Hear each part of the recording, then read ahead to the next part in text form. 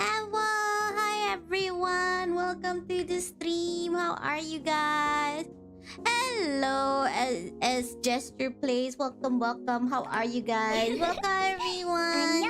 Annyeong. Hello, Hydra Sayang. Hello, Daily Headpets. Thank you for my Daily Headpets. Thank you guys. Hello, Kitakai. Hello, Navi. Annyeong. Welcome you guys. Welcome to the stream. Oh my god. It's been so long since I last streamed. I kind of forgot how to stream. Annyeong. Hello everybody. It's nice to see you guys. Thank you so much for being here. This is like such a impromptu, unplanned. Annyeong. Like very unplanned, very how to say, I totally didn't expect this to happen actually. Yes, thank you for the annyeong, but try not to spam it so much, okay? Christmas hat. Oh my god, yes, I just realized. Wow, I actually the last time I streamed, they were still in the Halloween hats. Now they're in Christmas hats. Host Mudeng. Well, if you want to host Mudeng, you know what to do. You know what to do, okay? Hello, Mael. How have you been? How are you guys? I hope you guys are all good. I hope you're having a good day today. And I hope you're all having a great weekend so far, because it's TGIF. TGIF. Thank God it's Friday. I hope you guys are excited that the weekends are here. And I'm really excited because my semester, it just started, okay? My new semester just started. So I am happy to know that I don't have classes on Friday. So I'm like super excited. And also on Thursdays, my classes end kind of early. So I'm really excited for that. Your girlfriend's sleeping on call. Oh, so sweet. You're working until 8. Wow, you're working really late. Okay, you ikut shift ke Navi? Are you following shift? So what time do you have to work until to get off like at 8? You know, that's like kind of late. But it's okay. It's good if you're at work. I hope you're having a good day at work. You know, I know because Hydra is also at work. Annyeong. Hello, Ame. Oh, I love you too, Ame. I love you too. How are you? I hope you're good. I hope you're having a good day today. And you know, it's already nearly 5 p.m. here in Malaysia. So for those of you who are in Malaysia, I hope you guys already had your dinner. Not dinner lah. Lunch. Hey, thank you so much for the love. Thank you for the love. Yeah, so for those of you who are in Malaysia or around Southeast Asia, you know, which follows kind of the same time zone as we do, I hope you guys all had your lunch. If you didn't have your lunch, please go get something to eat, you know, get something to give you a little bit of energy, you know, tea time. I got my tea with me right now. Yes, I got my tea with me right now. Nice tea. Yes, I got my tea. Hello, AU. Hello, hello. Welcome to the stream. You're looking forward to finishing your final cosplay piece. Let's go. So it's nearly done. I'm glad. I'm glad that it's coming along well, you know? And I look forward to seeing it. Unfortunately for me, though, I don't think I'll be able to attend Comic Fiesta. Yeah, that's definitely one major news that I have to tell you guys, because I don't think I'll be attending Comic Fiesta because I have promised my mother that I will be heading home to my hometown. So I won't be in KL during that time. Hello, Ayurisu. Hello, hello. Welcome to the stream. Yeah, I am saying hi to you now, Ayu. But there's another person called AU. So yeah, AU, hello, AU, and hello, Ayu. Welcome to the stream. I hope you guys are all good. And yeah, and this is going to be a very, very chill stream session. I don't have any games planned at the moment. All I'm planning to do is just, you know, chit chat with you guys, catch up with you guys, you know, see what you guys have been up to while I've been away, because I think I've been away for nearly 2 weeks. So it's been quite a while. And as much as I enjoyed going on vacation and you know, taking some time off from streaming, I kind of miss you guys, you know? I kind of miss having people to talk to, or having people to comment on my gameplay while I was playing games. Because while I was having my off time, you know, like after I came back from Bangkok, I actually had a bit of a hectic time, you know, adjusting to my new timetable for the new semester. So that's why I decided not to stream just yet, because I kind of want to see like how things are gonna be when it comes to the classes. Because this semester, this semester I am actually teaching a brand new subject. Okay, so it's not something too new. I mean, the topics I'm familiar with, of course. I know what I need to teach, but it's a brand new subject in the sense that brand new coursework, brand new things that I need to talk to the students with, and you know, so there's a lot of new planning, and I might need to like kind of adjust my teaching documents a little bit here and there. So that's why I needed to see like how I need to go about things. So that's why I didn't decide to like stream immediately this week. But so far I think it's doable. It's doable. So I think I should be able to come back streaming regularly next week. Hey, the community challenge is 75%. Annyeong, annyeong. Hello, Sparkiness. Hello, hello. Welcome to the stream. How are you today, Sparkiness? By the way, Sparkiness, are you pulling for anyone in the new banner? Oh, thank you for the resub. Thank you. Oh my god, I really appreciate it. Damn, 16 months in a row. Thank you so much for the support. I truly appreciate you guys who are always here for me, you know, despite me, you know, sometimes ada, sometimes tak ada. Maaf lah ya kalau I ada tak ada. I'm like a choco chip. Sometimes you see it, sometimes you don't. But it's good to see that my community challenge is already at 75%. Okay, so there's only 11 days left, so let's hope that we'll be able to hit the community challenge within the amount of time that we have left. You know what, I want Ororon, but someone came home early. Who came home early? Did you get Chaska? Hey, Daddy Ray! Hello! Welcome to the stream. How are you today, Daddy Ray? I don't know why it takes so long for me to redeem Anyong emote.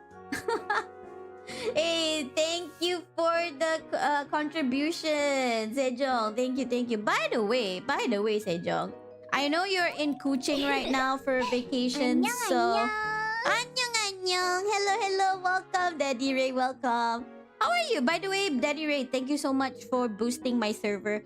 I truly appreciate it. Although we still don't have enough for me to get to level 2, but I appreciate it nonetheless. You know, but my server, I'm glad to see that it is somewhat active. It's good to see that people actually use my server. I'm happy to see that. And like I said, starting from this week onwards, I will be streaming more regularly, and also I will be doing more movie nights. And you know what? Actually, I was thinking that I want to do more like community games. Like the other day, Hydra had Among Us. He hosted an Among Us session. Oh my god, it was so much fun. It's been a while since I played Among Us, and you know, playing with viewers is kind of fun too. So I feel like I want to do that again, like maybe at least once a month. You know. You got Chaska and her signature weapon, Spark? Dang, you got both. You know, I do like Chaska as a character. Hey! Thank you so much for the resub pending. Thank you. Wow, 8 months in a row. Thank you so much. I really appreciate all of the support, you guys. You guys are awesome, seriously. You know? Hello there, Erokai. Hello. Welcome. Yes, I am glad to be back. Honestly, I am glad to be back. It's kind of nice to be streaming again. You got 4 Fruit Panda ads. Yeah, Fruit Panda is really pushing you know, the ads on Twitch. I also am not subscribed to a lot of the streamers on here. You know, the streamers that I regularly watch. Some of the subs are expired. I was like, okay, I'll just renew it some other time. Or I don't generally sub, you know, unless I really like them. And every time I see an ad, it's always a Food Panda ad. It's always. Yeah, so yeah, it is what it is. Hello Reed, hello. Yeah, kita membawang hari ni. Yeah, betul. Although I don't have like any specific like topic to membawang, but you know, why not we membawang, kita membawang, okay? Because it's been like nearly 2 weeks since I last streamed. Yeah, since I last streamed, so I kind of miss everybody. So I kind of want to talk because later tonight, I actually have the Indie Jam After Jam session. So if you guys are wondering what's the Indie Jam After Jam session, it's basically a collaboration between the Charm Drinkers and Magic Rain. Magic Rain is it's basically a company or an organization that helps set up, you know, tries to promote like indie game developers from Malaysia and also Southeast Asia. So if you guys follow like the Magic Rain on Twitter, you guys will see that they have very recently they had the Indie Jam how to say convention, if you can call it. Yeah, you can call it like Indie Jam convention. And a lot of the local game developers and Southeast Asian game developers came and showcased their games, and also not only game developers, also students who are up and coming game developers in the future. They too actually wanted to showcase their projects, their game projects. So that's where we come in. You know, we kind of have a collaboration with them, and each person that is with the Charm Drinkers, we are given a certain amount of games that we need to look at, and you know, just see whether this is something that we'll be interested in to play in the future, or whether this is something that would be fascinating for our viewers and whatnot. So yeah, I'll be doing that later tonight.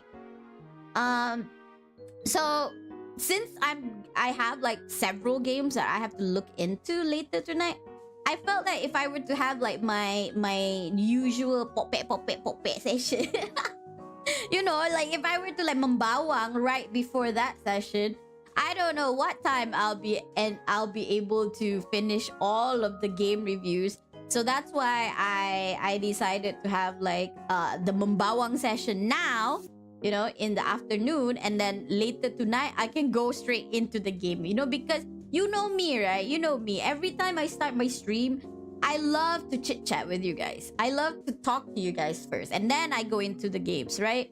So in order to shorten my blah blah blah session before I start the reviews later, I should do it now. So that's basically my strategy for this particular evening.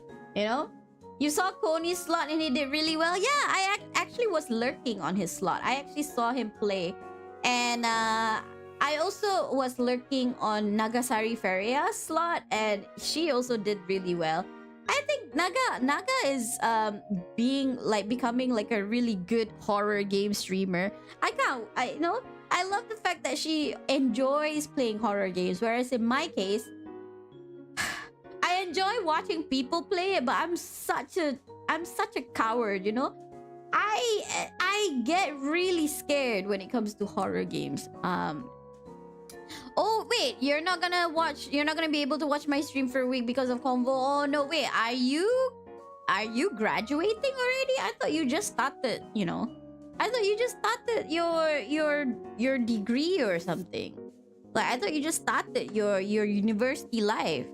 Already graduating? And how come you're graduating for a whole week? Or are you part of the convocation like committee? Okay. Anyways, yeah, so what I'm gonna do today is I'm just gonna, like I said, I wanna catch up with you guys. And I want to talk about the things that has been going on in my life.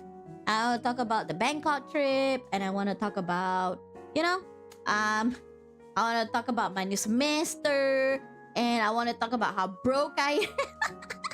Like, for real, I am so broke right now. And I want to show you guys like some of the things that I actually got, and I have not been able to share with you guys because one, I keep forgetting. Two, because, you know, I have not had time, and yeah, so hopefully I'll be able to like finally get these things out of the way so that I can like, you know, move on to my regularly scheduled you know, program, which is number one, to finish Persona 5 Royal as soon as possible so that we can get started with Metaphor Fantasio. By the way, guys, I am so excited to see that Metaphor Refantasio is nominated as Game of the Year in the Game Awards. Yay! Hello, Akira. Hello, welcome to the stream. How are you, Akira? I hope you're good. I hope you're having a good day today. You are iringan penerima. Oh, what is iringan penerima? Iringan penerima meaning you are going to be the one that will be, you know, helping out the people who are getting their scroll and taking them to the stage. Is that it? Is that what it means? Because I remember last time when I had my convocation, I had to line up, and nobody like told us where to go. We just basically lined up. We followed the line, you know, like they put that halangan tu, apa benda, tali halangan tu, you know, the velvet rope thingy. Yeah, so they put that velvet rope thingy up, and I just followed wherever it leads, and then at the end of the halangan sampai dekat stage, and basically that's it. Why is Shadow of the Archery a nominee for Game of the Year? That is actually something that I wanted to talk about. You know, that is actually what I really wanted to talk. One of the things that I wanted to talk about. So if you guys are aware that Game of the Year, the Game Awards is happening, and people are currently in the process of voting for their favorite games to win certain categories. And one of the biggest controversy at the moment is the fact that for Game of the Year, okay, for Game of the Year, we have a DLC actually up nominated. And you know, you guys probably are aware that what was it? Elden Ring is one of the it's a very popular game, but it has been out for a while now, you know. But then a DLC actually came out. Yeah, the Shadow of the Earth Tree. Yeah, Shadow of the Earth. I don't play Elden Ring, so I don't. But I know that it is a super hard game. Okay, I know that a lot of people say that it's one of the toughest games to actually play, and also the DLC is also super difficult. You know, Oh yeah, so Elden Ring won Game of the Year when it first came out. So there's a big possibility that the DLC might win. Yeah, that's the thing. I don't know. I didn't know that DLC is considered like a separate game on its own. I don't think it should be considered as a separate game on its own, right? Because you need the base game in order to play the DLC. Like for example, like Persona, you know, like Persona 3 Royal. I can't play the Aegis DLC unless I have the DLC, the base game. So that's kind of that's kind of I don't know how I feel about having a DLC in as one of the nominees for Game of the Year. Cyberpunk's DLC came out and it's just way better than the base game. I don't know. I have no idea. Like I said, Cyberpunk, Elden Ring, it's definitely not one of the games that I play. Okay, but yeah, I know people like it. How am I after I got back? Thank you for asking, Akira. Okay, jala. Bangkok was hot, but I'll get to that in a short while. You pandang je Game Award tu. Yeah, I think so. I agree with Z Merzix. You know, I think DLC should have its own categories. Like, I don't think it's fair to put it as Game of the Year because what I know about the DLC, right? Because in order for you to be able to play the DLC, you have to have the base game. But it's not enough for you to just have the base game. You have to beat several bosses in the base game in order to proceed to the DLC. You know, if you don't beat some of the bosses in the base game, you cannot proceed to the DLC anyways. So it's like there's a lot of roadblocks in order for you to get to that DLC, you know? So that's why I feel like it's a little bit unfair to have it grouped together as Game of the Year, you know? Bangkok was hot, but you are hot. I have a lot of stories to say about that. Okay, hold on. I'll keep that. I have a lot of stories to talk about that. Yakuza keeps getting snubbed. It's not fair. Oh, I mean, I have seen Yakuza 8. It looks really good. Again, I cannot comment too much on it because I don't play it. You know, I can only comment on the games that I have played, and boy oh boy, I am very glad that Metaphor is in there because Metaphor is so good. Although realistically, I don't think that Metaphor will win. Realistically, you know, because I feel that when I remember the hype, right? I remember the hype of the game, the Elden Ring DLC. I remember when it first came out, right? The hype was so big, like everybody was talking about it. Like every time I open up Twitter, annyeong. Hello, Konkato-sama. Hello. Welcome to the stream. How are you today? How's your vacation? Yeah, I am. How to say? I am both happy to have gone on that vacation, but I am also a little bit stressed because I was on that vacation. But I'll tell you guys in a bit. You know, I'm getting there. I haven't even gotten started with talking about the vacation yet. We were just talking about like the games awards and how you know, a DLC is a nominee for Game of the Year. Like maybe saya overwork myself semalam, got a terrible headache. Okay. Please get some rest, okay? Don't force yourself. You know, the weather here has been a little bit crazy in Malaysia because, you know, you get like scorching hot sun in the morning, and then starting in the midday, it starts to get like really, really cloudy, and then suddenly heavy rain in the afternoon. So it can be a little bit extreme on the body. So please take care of yourself. Hello, Henjo. Hello. Welcome to the stream. Oh my God, Nova. How are you? Long time no see. How have you been, Nova? How's life? By the way, Nova, I don't know what happened to our community in Once Human, but the tower that you created is long gone. There is no tower anymore that belongs to Nova Main. So we had to construct a brand new tower. So I think Z Merzix actually created a brand new tower, and that's the tower that we've been you know, taking care of. You bought a chocolate from Dubai. That's actually pending. I wanted to talk to you about that. Like, did you buy it? Like, when you actually went to the counter and you actually saw the price, did you continue paying for it? Because if I were you, I saw the price, I'd be like, heck no, but like buy. Oh, no worries. Oh, you've been really busy, Nova. Yeah, understandable. Nah, it's totally fine.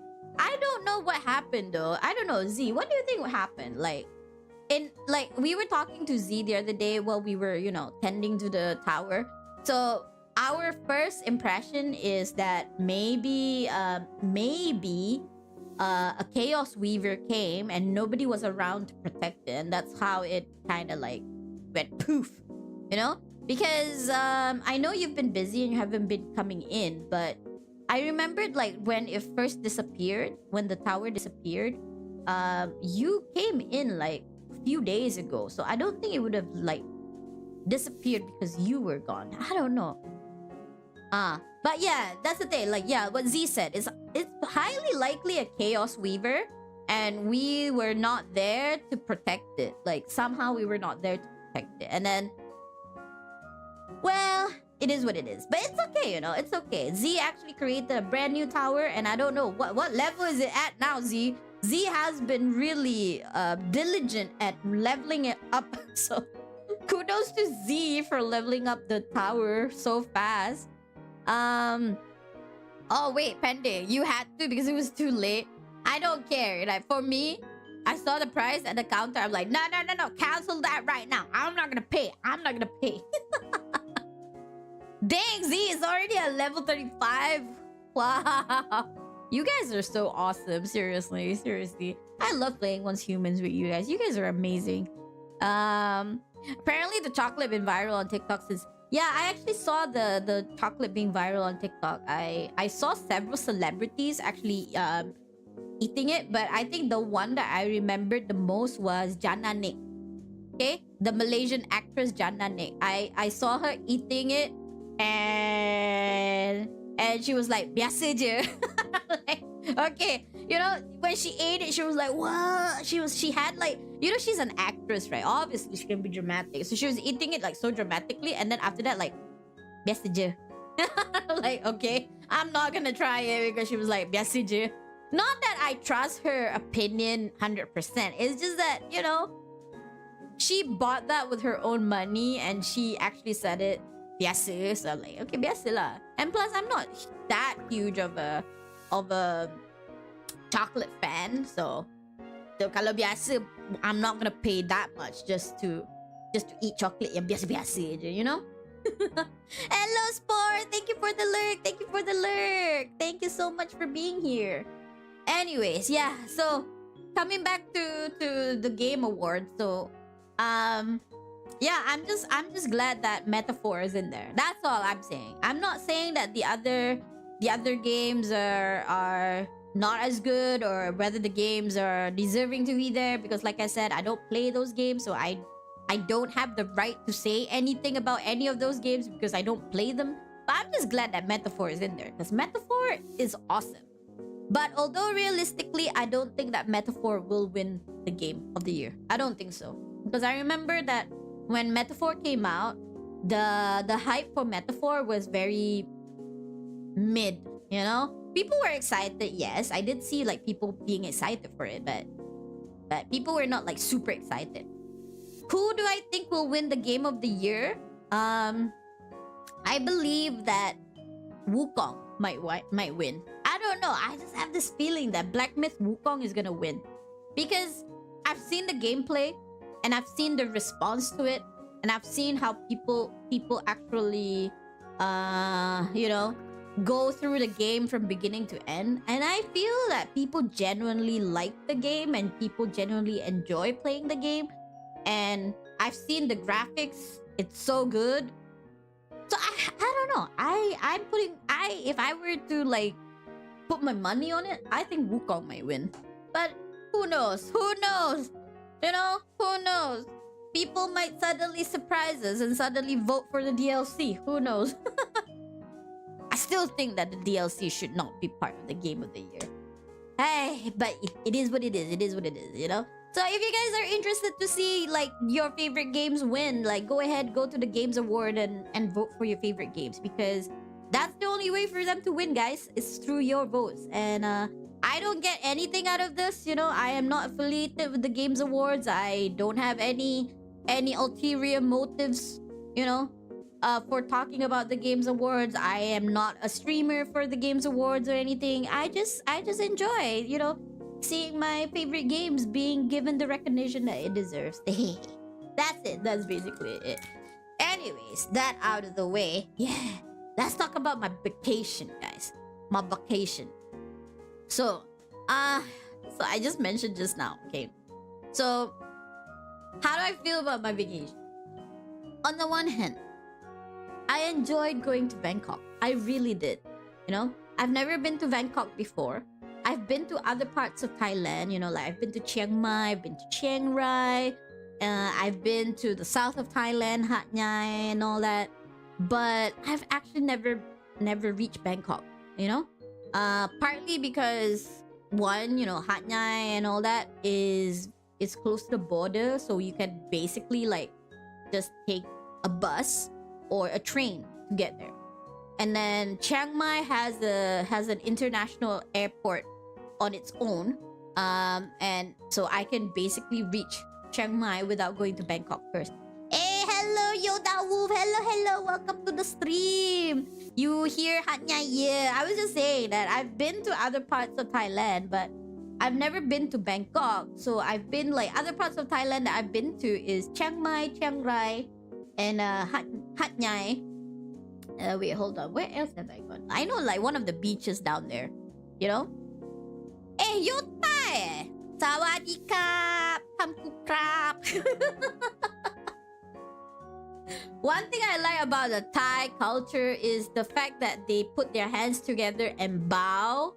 I love that. I've always felt that bowing is such a great greeting, or such a great way to indicate respect to someone. I love it so much. And I don't get it. Like, all of the other parts of Southeast Asia basically has the bowing element in their greeting. But I don't know why Malaysia, Indonesia macam tak ada. Why has it disappeared, you know? Have you heard of Thai VTuber before? I have heard of Thai VTuber before, although I don't follow them because, you know, when they speak Thai, I kind of don't know what they're talking about. So I'm like, Thai. But then okay, bye. Ada ke Ryu? But I think kalau ada pun like macam kita sekadar pada raja-raja je kan, to our sultan only kan. Yeah, it used to be ada istana. I think that's the only time when we have that bowing. But everything else, you know, everyone else, there's no bowing in any way whatsoever. Hello, Nufel. Hello. Welcome to the stream. How are you today? Yeah, that's the thing. So I kind of like the whole like concept of bowing. Like I remember going to Japan and everybody bowed. It looks so respectful. Going to Korea and everybody bowed, very respectful. And then going to Thailand and everybody was bowing to each other. I'm like, oh, I want to bow. Like, I want to bow to people. No, bowing is not like, you know, it's not like a sign of submission. It's a sign of respect. And I like it, you know? So I kind of miss that. I kind of enjoyed having that. When I was in Bangkok, like everybody was bowing to each other. Next time, bagi salam and bow. Yeah, that's the thing. Like even in the Western communities, right? I love the fact that dulu lah. Now maybe not so much. Like those days, like men would bow to women, and then women would curtsy. Oh, like it's so cute and it's so adorable and it's so respectful. I like that. Yeah, next time bagi salam and bow. I would do it, but people would find me weird. Hello, Artemis. Hello. Welcome to the stream. How are you today, Artemis? Like seriously, I would do it, but if other people don't do it, I just be that weirdo who keeps bowing to people. Depends on how you're raised. In courtroom, you do bow when you enter or exit the room? Tula, we bow to each other. Like that. Like,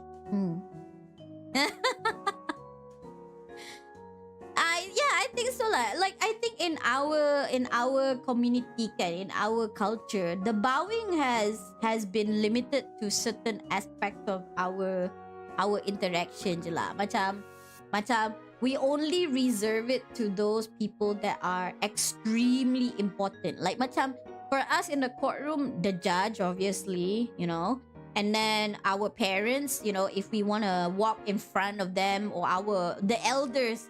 If we want to walk in front of the elders, we have to like bow. But that's not the type of bowing that I'm referring to. I'm referring to bowing as a greeting, Like in Thailand, like when they greet you, they bow, with the tangan, the tangan together, the tangan together, that one.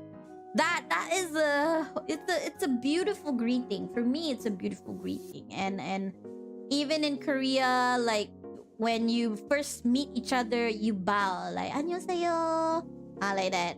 And then when you go to Japan, it's like you go and when you meet each other for the first time, like you bow, like "Sema desu," when you introduce yourself. It's so respectful. For me, it's respectful. I know some people probably will disagree with me, but I don't know. I just like it. That greeting used not only in Thai but all Southeast Asia. Yeah, that's the thing. I wonder where it disappeared to. Like, why is it that only I don't see it happening in Indonesia. I don't see it happening in Malaysia.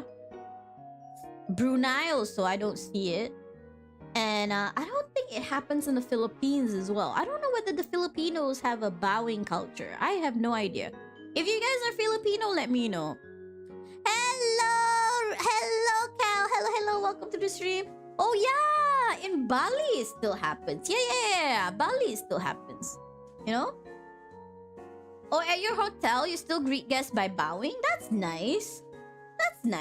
That's good to know. Although I don't see it happening in hotels right here. I mean, I haven't been to a hotel in Semenanjung, Malaysia recently. Have I? Did I go? Wait. Yeah.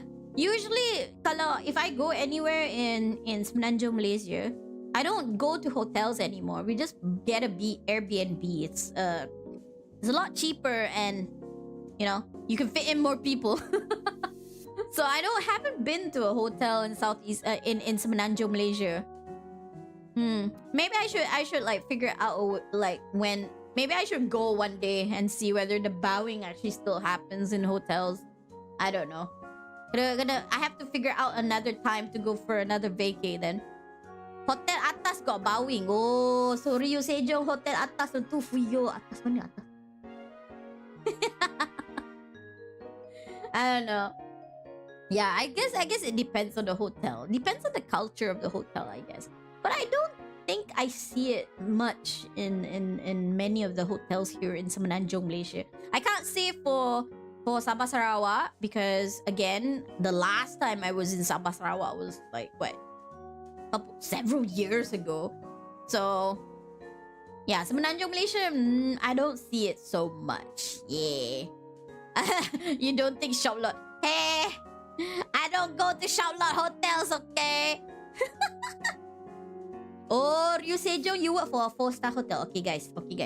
If ever you guys go to Sarawak, you hit up Ryu Sejong, okay? And then you see, Sejong, give us a room.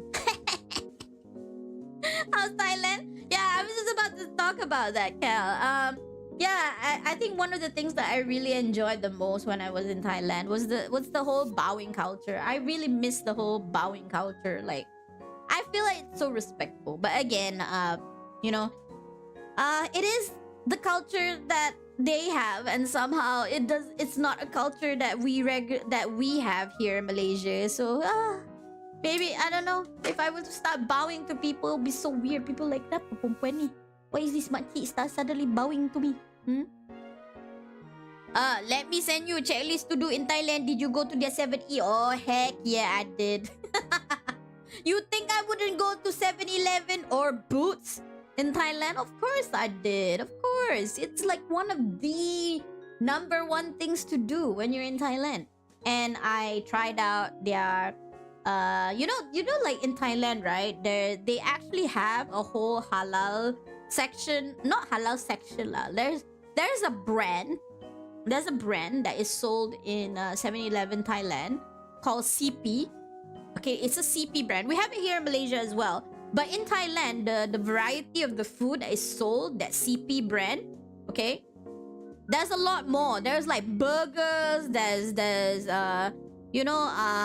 chawamushi. There's so many different types of food under the CP brand in Thailand. And I had a lot of fun. Like one day, my mom, she just decided she didn't want to go out anymore. So my sister and we decided to go out and look for food ourselves. But unfortunately, it was raining really, really heavily. So a lot of the street food, the halal street foods that we saw selling food, were closed because of the heavy rain. So we had no choice but to actually go to 7-Eleven and get food. And the thing is, you don't have to worry so much about getting halal food from 7-Eleven in Thailand, because like I said, that CP brand, that one particular brand, CP, had a whole range of food, like fast food lah, but still, enough for you to get by for a meal. And they're all really cheap, but they're really good. And they're all halal. So I'm very, very happy that we had no issues getting food in Thailand, Yeah. Insect cuisine. Okay. I once before, it was not in Thailand though. I think I had it in Laos. Yeah, I went to Laos before, and I tried the grasshoppers and the cengkerik. I don't know what is cengkerik in English. Cengkerik lah. It's not grasshoppers. I remember eating grasshoppers and eating cengkerik. So I ate those two. Basically, tak ada rasa, not much of it. Yeah, crickets. Thank you, Chipan. Thank you. Yeah, I tried grasshoppers and crickets, and it doesn't taste much different. They basically, they feel like because they cooked it, they fried it with curry leaves. So basically, it just tasted like krepek curry. That's all I can say. Yeah, it tasted like krepek curry. Are insects deemed halal food? Yes. Certain insects are considered halal. So grasshoppers and crickets are okay. Okay? Yeah, like maruku. Yes, exactly. They're like maruku. Like literally. Just except the grasshoppers, the bigger they are, a little bit daunting to put in your mouth, because like, oh my god, you can see their heads, but I can eat the small ones, no problem, but I can't eat the bigger ones, because when you pick it up, like, oh my god, that's a grasshopper. But the small ones are fine, Like, I remember eating them, and I remember, like, they don't taste that, I don't know, they don't taste anything. I just had, like, the curry flavor in my mouth, That's it. I just remember eating the curry flavor. That's all I remember tasting. But I did see they were selling like scorpion. I did see the scorpion and the spiders. But of course, those were not halal for us because, scorpions have poison, and I think spiders also have poison. Certain spiders. Um, we're not allowed to eat any sort of creatures that have poison in them. So obviously, I didn't try the scorpion nor the spiders. Oh, but I should show you guys. Oh my god, I need to show you guys a picture of. Hold on, give me a second.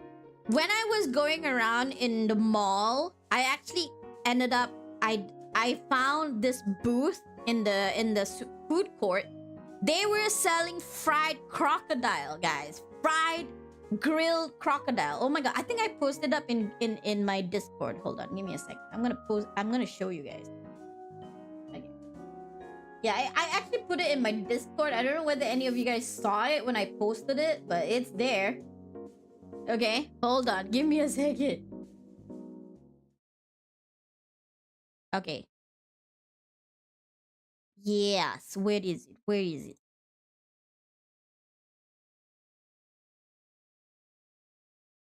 Yeah, there it is. There it is. Let's see if I can make it bigger. Hold on. Uh, oh, no, not this one. Give me a second, guys. Mm.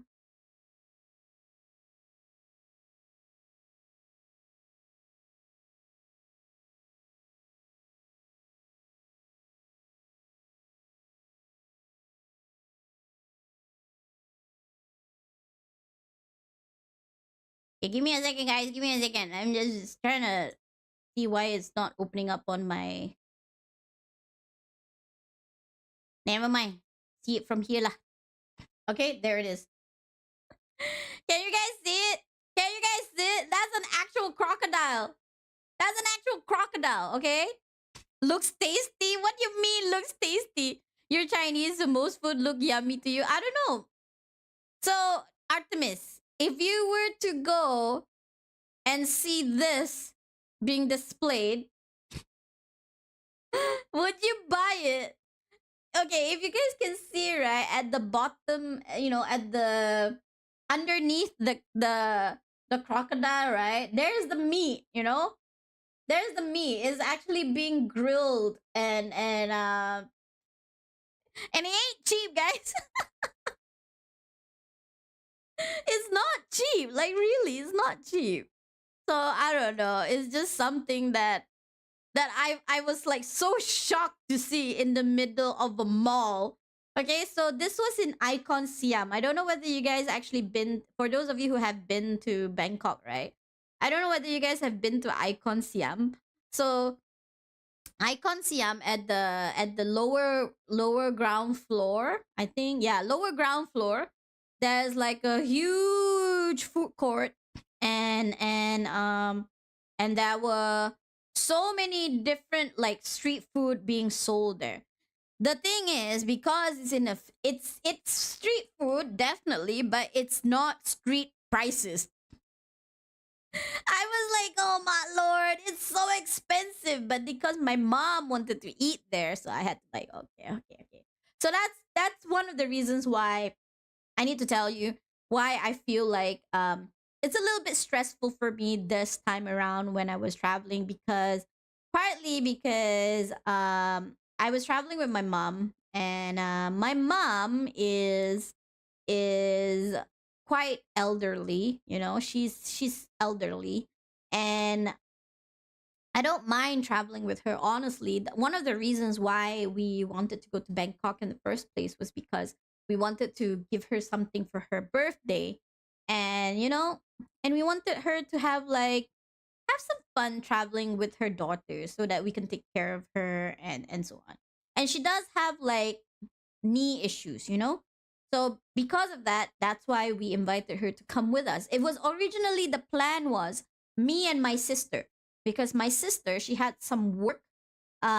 She had work to do in Bangkok because she had like a company trip to Bangkok. So they were there for a whole week for the company. And then after that, I had some time left from my semester break. So I said, why not we just hang out in Bangkok? And since I've never been there, I can just like take a look around Bangkok. And then, at first we planned just the two of us. And then after that, it kind of dawned to us like, you know what? We haven't traveled with our mom for a bit. So why not let's travel with her? So we invited her. So like I said, I love being in Bangkok, but at the same time, it's a little bit stressed because my mom, she is a little bit high maintenance.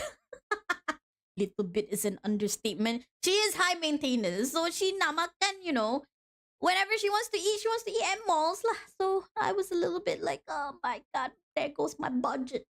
My budget. I wouldn't say diva. High maintenance is the right word. She wants comfort above all else. And because she has like knee issues, so definitely I cannot travel using public transport, and I have to like constantly make sure that her comfort comes above all else. And since she's my mother, she is very stubborn sometimes, like when I tell her that we need to do this and she doesn't like it and I try to convince her, she's like no, you know so yeah, she's high maintenance in that sense. So how did I end up eating at this mall is because of her, Um she wanted to go to Icon Siam because she wanted to shop. Icon Siam. Okay, guys.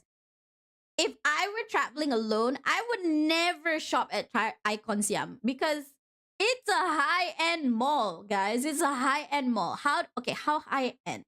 If you were to compare it to the malls in Malaysia. Icon Siam is right there with Pavilion, KLCC. You know? Yes, it's like Pavi. Yeah, like TRX. Like really, it's up there with those malls. Literally high end.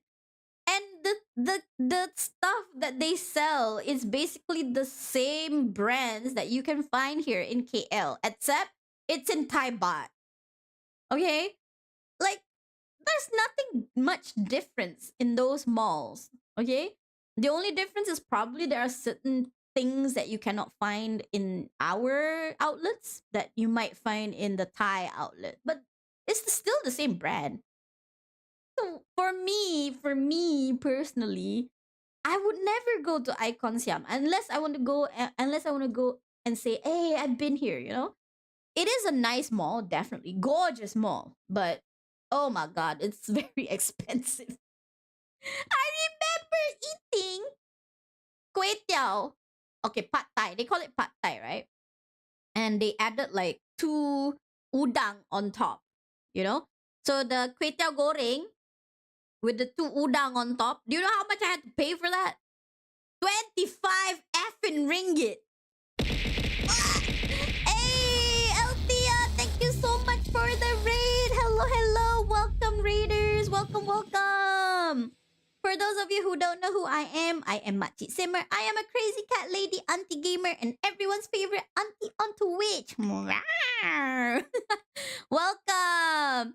How are you guys? I hope you guys had a good time on Althea's stream. Hey, thank you so much for the follow. Fu Yong Earn. Oh, thank you. I really appreciate it. You are now a part of my Onion Nation. I shall call you my little onion. And right now we are in a Membawang session. And I'm membawang about my trip to Bangkok. How was Mudang? Mudang was all over Thailand, I tell you. Like everywhere I go, pictures of Mudang was everywhere.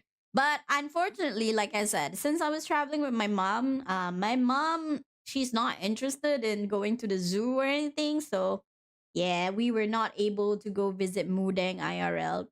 I would though. If I actually had the opportunity to go there by myself, I would. But since I was with my mom, I was not able to go to there. But Althea, look at the picture. Look at the picture. Can you see what animal is being grilled in the picture? And once you have identified it, would you eat that particular meat? Oh yeah, Rio, you actually asked me questions. Hold on, I'll answer your questions in a bit. Yes, that is a crocodile, guys. So I was just telling them, like, I went to this mall called Icon, and in the lower ground floor there was a food court. And as I was going around the food court looking for food to eat, I came around this booth and they were selling grilled crocodile. I was like, dang, an actual live grilled crocodile. If you hear of buaya darat, then this is buaya dapur. Buaya darat tu Riu Sejong. Tu buaya darat. Ni buaya atas dapur. Dan dia, you know. So yeah, I did see like quite a number of Mak Saleh, you know, the angmo. I did see quite a number of angmo Mak Saleh. They were curious and they did eat. Oh, the consequences of being buaya darat. Betul. Betul. You guys. Don't be buaya darat, okay guys? Please don't be buaya darat. You might end up like this. Ryu, ingat. Jangan nak buaya sangat. Oh, yo, Thermal Tower already level 35. Hello, Autumn. Hello. Welcome to the stream. How are you today, Autumn? I hope you're good. I hope you're having a good weekend so far. So, yeah. So, anyways, yeah. So, unfortunately, like I said, I had to eat here at Icon Siam. It's a very expensive mall. But one good thing about being at a very expensive mall is that they have a lot of different capabilities for payment. So I didn't have to use cash at all at this mall. You know, whatever that I bought here, which is mainly food, I mostly use QR code. And one good thing is our Touch and Go e-wallet, guys. The app, so useful because I could use the Touch and Go e-wallet app to pay for my food here in Icon Siam. Like I can just use the app and automatically it will deduct whatever money that you have in your Touch and Go, and automatically it will convert to Thai baht. You know, so it was so useful, and that's how I know. That's how I know the pad thai that I ate.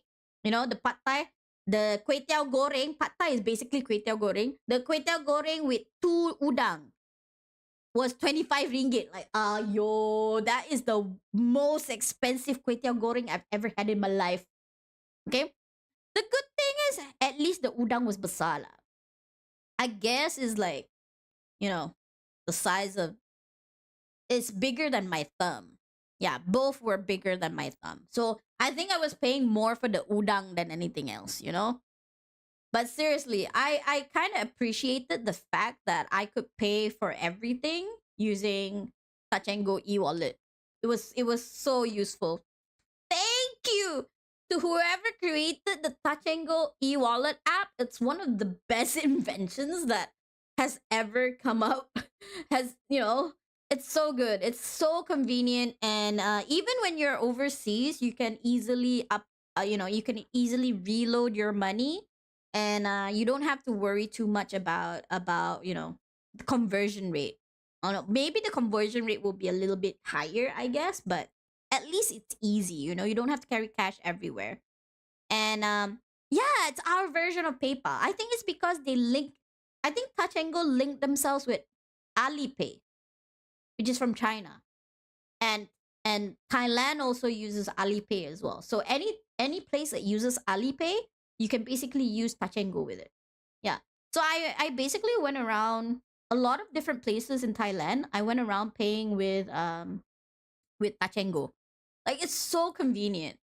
And also another good app that you guys should have if ever you guys want to go to Thailand is the Grab. Please get the Grab app, okay? Grab, because honestly, you know, people say that, you know, if you want to travel cheaply, you should go take the public transportation, which is true. You should, like, Bangkok is like KL. It has LRT, it has buses and everything. If you are able to navigate around the language, then by all means take the public transport, because it's very, very convenient, and it's very quite punctual, you know, except that obviously there's traffic jams and so on, but for most of the time it's punctual, especially the LRT.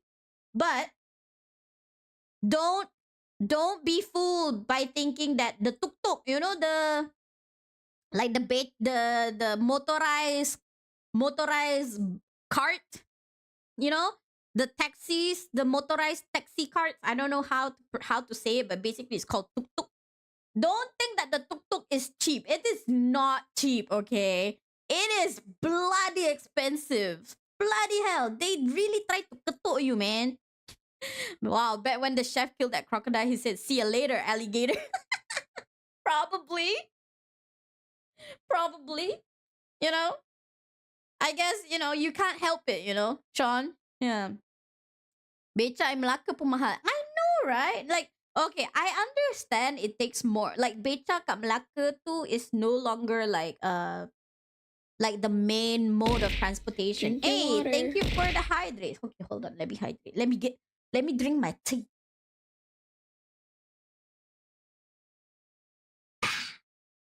Right. So yeah. So I understand lah, like beca in Malacca kan, it's no longer like the main mode of transportation. So I understand it's mostly for tourist purposes and that's why it's so bloody expensive. But the thing is, tuk tuk, it's still one of the main modes of transportation in Thailand. You know, it's one of the transportation that locals use as well. So I don't understand why they're gonna raise the prices up so much. Okay, I remember there was this one time, right? Um, I went to the Grand Palace. Oh, by the way, Rio, answering your second question, I think your second question was, did I go to the palace and the Wats and the temples? Yes, I did. So, my mom and I, we decided to go to visit the Grand Palace and also the Wats or the temples around the Grand Palace area. So, on our way there, we took Grab and it was around 200 baht. 200 something baht lah, 200 something baht. So which is equivalent to around I think 20, nearly 20 ringgit macam tu. Which is okay, you know. But on the way back, because we moved around a lot, we did not how to say we did not go home from the same spot that we actually that we actually reached the Grand Palace area. So my mom was really tired at that time. So I know that if I were to call for Grab, it's gonna take a little bit of time. And my mom was really tired and she wanted to go back and pray as well. So I saw a tuk tuk at the side of the road and I was like, okay, let me just ask the tuk tuk. And I was like, okay, if I were to go back to this particular hotel, I asked him how much would you charge me, and he gave me around 300 baht. And since we were a bit further away from the Grand Palace now, I felt that it was reasonable. 300 baht in comparison to 200 baht. It was an extra 10 ringgit. I'm like, okay lah. Macam, not bad lah. So I took it anyways. So, and when I told my sister was like, expensive lah. But I was like, nah, because we were a bit far, you know, like the distance from that place to our hotel was quite far. It was, I think, about 20-minute drive. So I felt like it was reasonable. The thing is, that was the only time when the tuk tuk gave me a reasonable price. Because after that, whenever we asked the tuk tuk the price, right, it was more than double. Like I remember going to it was Icon Siam lah, the same night that I went, okay? And then we wanted to go home, the three of us, me, my sister, and my mom. We wanted to go home from Icon Siam to our hotel. And it was only like, what, 10 minutes max by car? But because it was like closing time, right, around 10:30, so all of the Grab was like busy, or it was really hard for us to get a Grab. So we were thinking of getting a tuk tuk, and then we heard the guy next to us ask the tuk tuk guy how much it was to go back to the hotel that was nearby our hotel. He wasn't staying in the same hotel as we were, but same area lah. And then, do you know how much that he asked? When we took Grab to Icon Siam in the first place, It was only about 120 baht to go to Icon Siam from our hotel. About 120 baht. That tuk tuk told the guy that he was going to charge 700 baht just to go to the hotel. I was like, what? 700 baht? Which is like equivalent to around 70 ringgit, you know? I'm like, what the fish, man? What the fish is crazy, you know? So I was like, you know what? I told my mom, let's not take the tuk tuk at this time. They know that everybody wants to go back. They're like really, really, upping the price because everybody wants to go back. So we'll just wait it out. Yeah. I mean, the thing is, Rio, right? Obviously, we're gonna get the tourist price because all three of us obviously look Malaysian. We were in Tudong. I mean, and plus we were not also like dressed like Thai people. And one bad thing also, okay, another thing that made me a bit stressed on this particular trip was because I didn't realize, which is something my bad on my it was my fault lah, technically. I didn't check the date on when we were going to be there. And I only realized that we were there during Loy Krathong. I don't know whether you guys know what is Loy Krathong, but basically Loy Krathong is like a huge cultural festival in Thailand. So let me just Google what exactly Loy Krathong is because I don't want to, I don't want to give you guys the wrong info. Okay, so basically, Loy Krathong is a cultural festival whereby they would light up lanterns. They would light up lanterns and they would basically float those lanterns in the river. It is to say thank to the goddess of water and river, basically. So it's a huge festival, and we personally didn't realize that we were there during the Loy Krathong festival. So the Loy Krathong festival was on Friday, and we were there, the entire week prior to Loy Krathong. And basically the whole of Thailand was celebrating the day, like Christmas. You have Christmas Eve, and then everybody would be excited the 1 week before Christmas. Yeah, basically it's like that, so that's why there were a lot of tourists. A lot. There were so many Chinese tourists. There's so many like Mak Saleh. And there were also a lot of Indonesians. Now, you guys need to remember, when it comes to Indonesian tourists, right? The tourists from from Indonesia that are able to travel usually are the very, very, very, very rich Indonesians. They're like uber rich, like Indonesia has they have like this gap between the rich and the poor. Like India, there's this huge gap between the rich and the poor. So Indonesia is basically the same thing. So the ones that are able to travel are basically the ones that are super rich. And they are the ones that are basically, going around shopping like crazy. They look like us. They look like Malays. They look like us, but they have more money than we do. So because of that, whenever people see us, they automatically think that we're Indonesians and we have so much money. And I'm like, no, I'm just a poor Malaysian girl. I'm poor. I'm not rich like those Indonesians. Don't katok me. But yeah, basically, it was really not a good time to travel.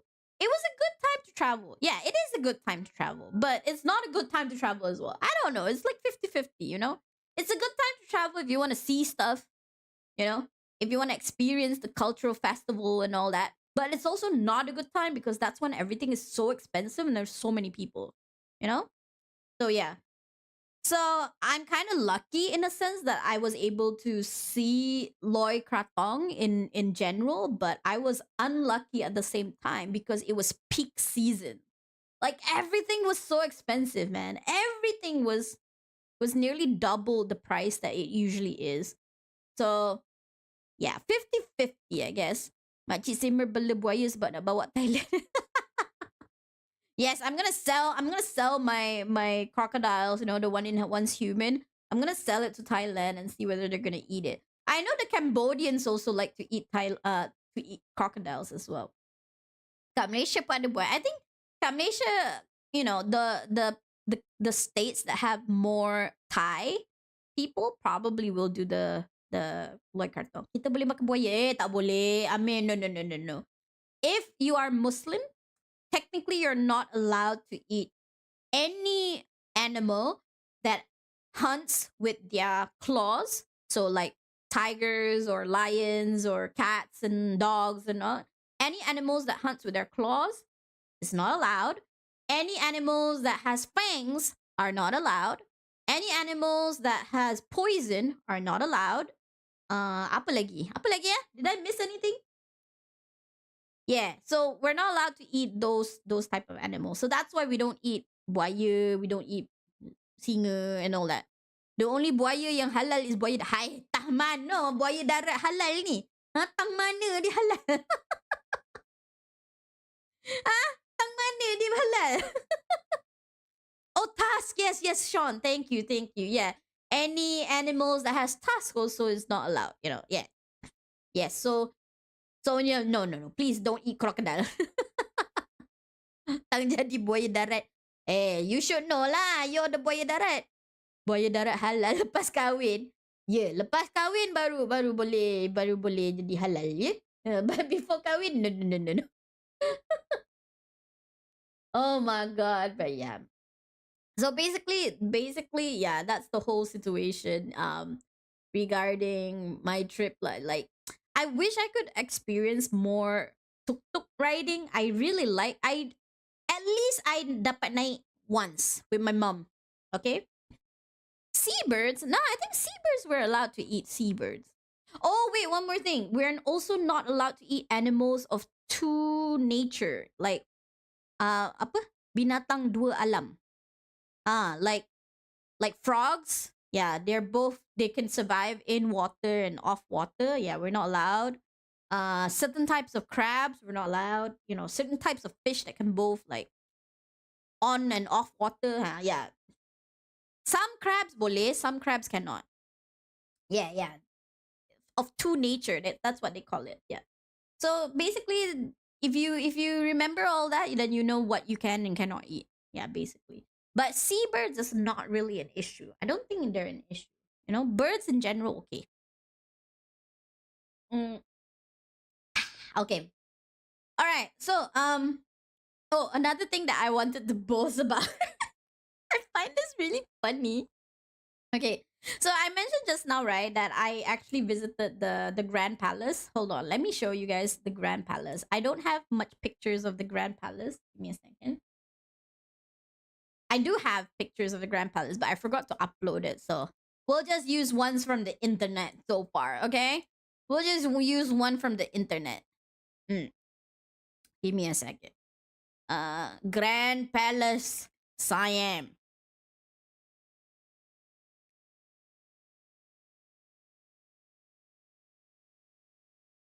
Hey, thank you for the hat pat, Riz. Thank you. All right, where the heck is the Grand Palace? Okay, this one. Okay. This one does kind of shows me like the actual how it was when I was there. Give me a second, guys. Give me a second.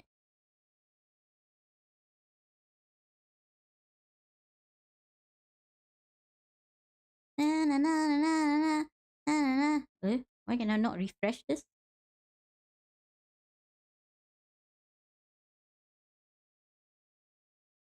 There we go.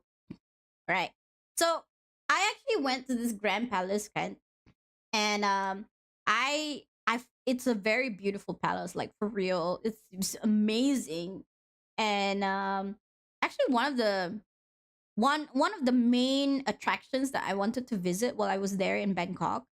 And I also went to this yes, Rio. I also went to this Wat Prakau temple as well, since it's the same area as the Grand Palace. So I did have like I had a lot of pictures of myself there. I'm gonna post it in Twitter and Blue Sky, so you guys can check it out my pictures. But I remember because there were so many people at that particular time, you know, because of Loy Kratong, that it kind of made it difficult for us to maneuver around. Yeah, so and also because it was very humid, you know, it was very humid when we were there. We went quite early in the morning, you know. And oh, I saw the mural. I did. I actually had a lot of I even took a video of the mural, you know. And but what I wanted to say was it was really humid and there was a lot of people from all over the world visiting you know, visiting uh the Grand Temple. Hold on. I just want to make it bigger for you guys. Give me a second, guys. Give me a second. Yeah. Yeah. There we go. Yeah. So there was a lot of people and there was a lot of foreigners, white people. The thing is, right, because it was so hot and humid, all of these foreigners, the white people, they were walking around and it was so hot that they basically they look like lobsters for me because they were so hot.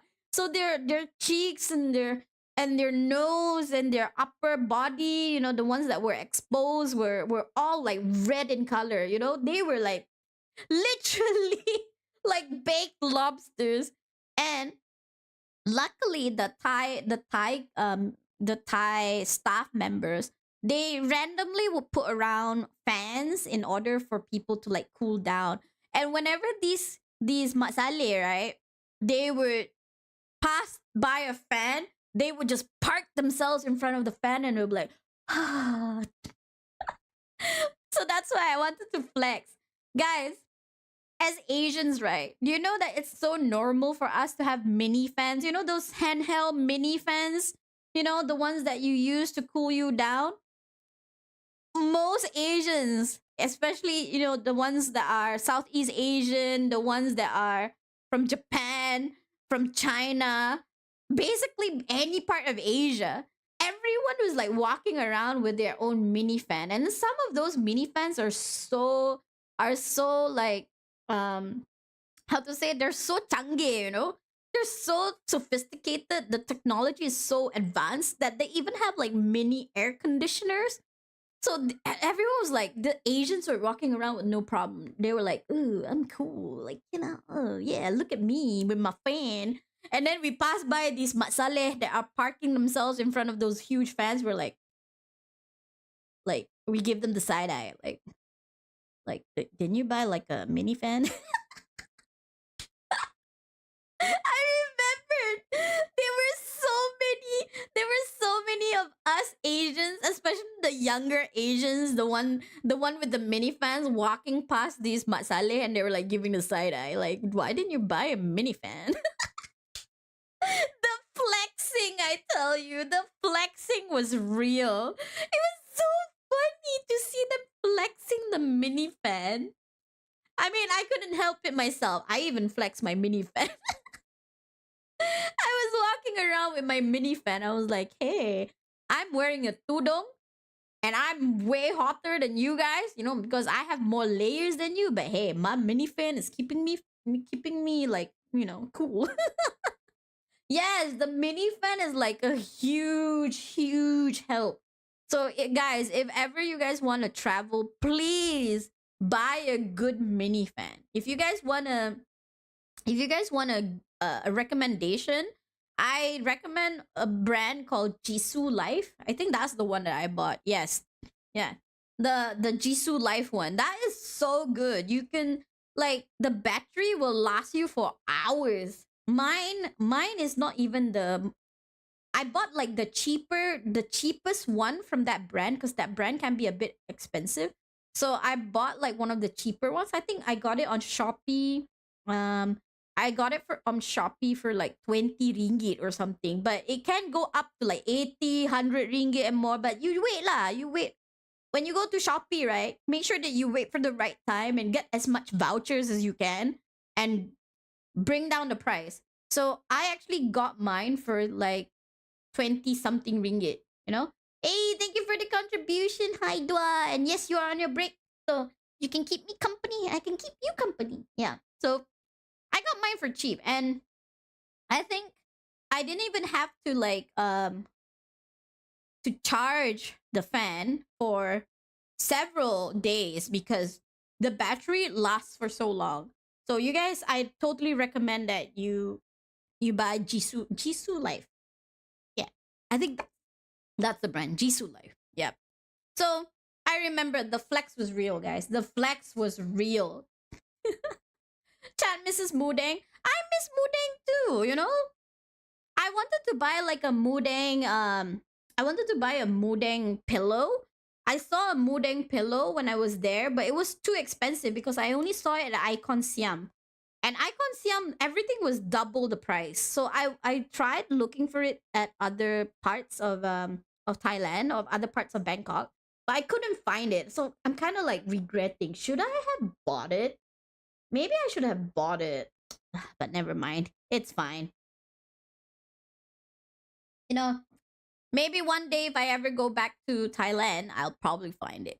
Why buy Mudeng merch? I mean, what do you mean I can take the real thing home? Mudeng is just a baby. Do you know how big it's gonna be once it grows up? And plus, Zoo Taiping also has a baby hippo now. So I'm probably gonna go check out like the baby hippo in Zoo Taiping. You know? I don't know what's the name of that baby hippo yet. I'm gonna do a little bit of a research after this and see what how like have they named that baby hippo yet? I know Modeng is probably like cuter a little bit because Modeng is a pygmy hippo, which is a smaller version of the normal hippopotamus. But the one in Zoo Taiping is the normal hippopotamus. So they macam, you know, Modeng is like the how to say, the Asian version of a hippo, whereas the one in Zoo Taiping is the macho version. You know, the matsale version of the hippo. So yeah. But oh, I do want to show you guys one thing. All right, hold on. I'm gonna open my hand. Okay, I want to show you guys this. This is one of the things that I really liked when I actually was in Thailand. Give me a second. Okay. All right. So I actually found a Junji Ito pop-up store in Thailand. Ooh, Bali. Yeah. So I found a Junji Ito pop-up store. And when the Junji Ito pop-up store was here in Malaysia, I tak sempat. I didn't have enough time to actually go there. The one in Lalaport, I tak sempat. You know? So because it was during weekdays, and at that time I think I had like final exams or something. Hey Cal, thank you so much for the resub. Thank you. Really appreciate it. Okay, so that's why I was really happy when I found a pop-up store in Thailand. So I bought myself this as a commemoration that I actually saw it. So the pop-up store maybe not as great as the pop-up store at Malaysia, because the one in Malaysia was an exhibition. It wasn't really like a pop-up store, but it was a full-blown exhibition, and you know, they had like a lot of different scenes from the Junji Ito manga and also the animation that would make it like so interesting. But the pop-up store here in Thailand was also pretty interesting in the sense that they also put up like some of the displays that came from the manga and the animation. So it's free, but I bought this to commemorate, like, you know, my time there. The only time when my mom allowed me to go by myself to visit certain things that she's not interested in.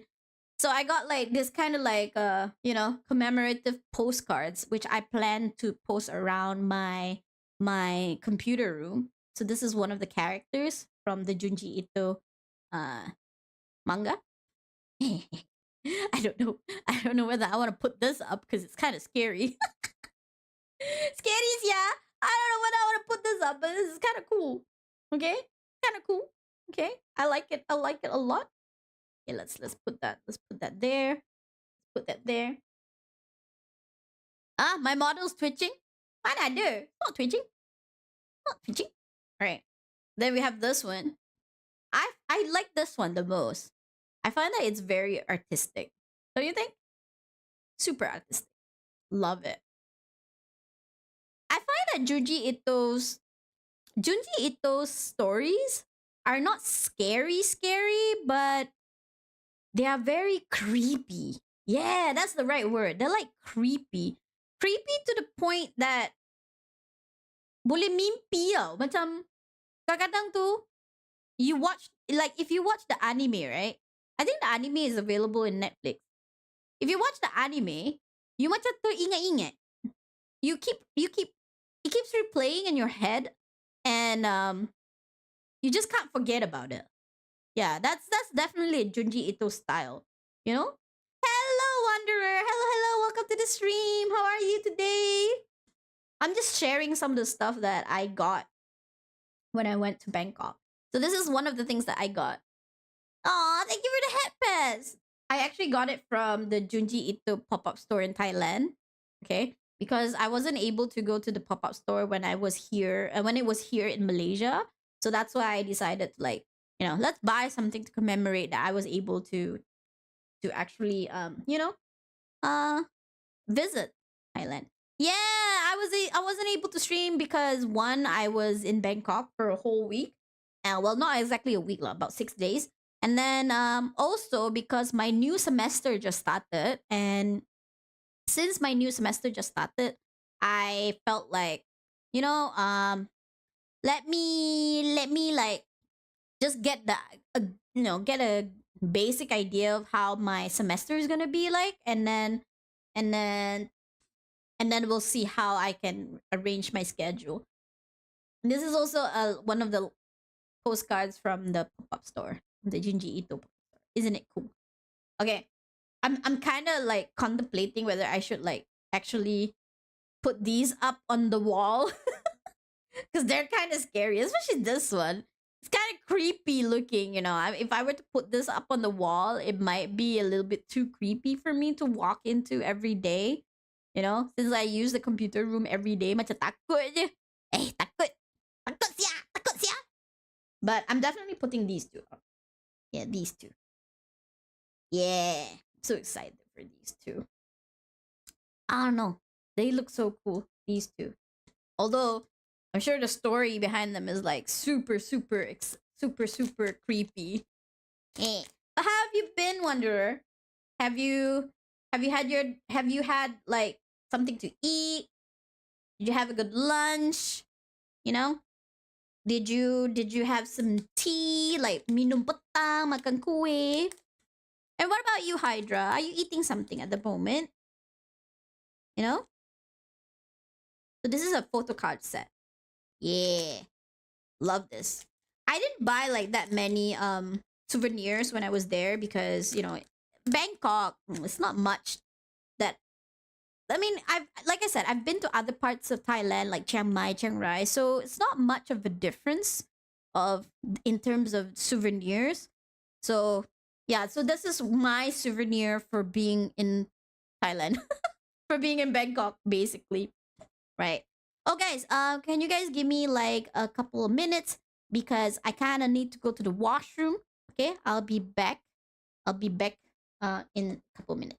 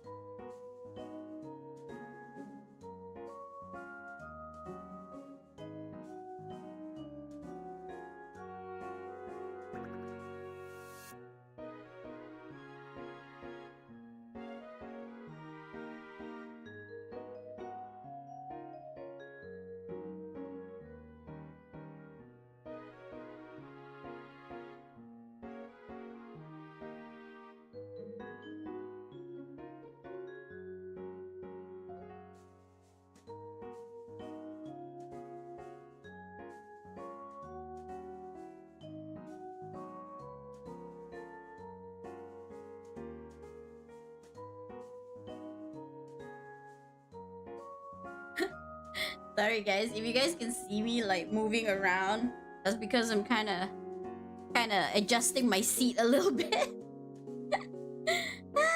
Okay. All right. For those of you who got ads just now, welcome back. And I also just came back from a little bathroom break. So just now I was sharing with you guys my souvenir from Thailand. And basically I didn't buy that many things from Thailand because like I said, I've been to other parts of Thailand and you know the souvenirs are kind of the same. So usually when I went to Bangkok, my number one goal was basically to buy skincare. Yeah, I wanted to buy skincare. So I think I bought a lot from Boots. And also there was they have like their own version of Sephora called Butrium. And they sell a lot of their local skincare there. So I bought that from, you know, I bought a lot from there. So I think my mom went crazy. Oh, my mom literally went crazy. She cepat sangat, you know. Whenever people puji her a little bit, you know, they sweet talk her a little bit. She's ready to spend money, man. That woman. Luckily, I was there in order to remind her, like, you need this, you need this. Like, do you actually need that? You know. So, But okay lah, you know. At least she had fun because she did go. When we invited her to Thailand, she went with the intention to shop. So she did shop, so that's good. So me on the other hand, I did buy some skincare, you know, and I bought like this one particular mascara. Oh my god, I think I should show you guys. I should show you guys that mascara. It's so unique. Give me a second.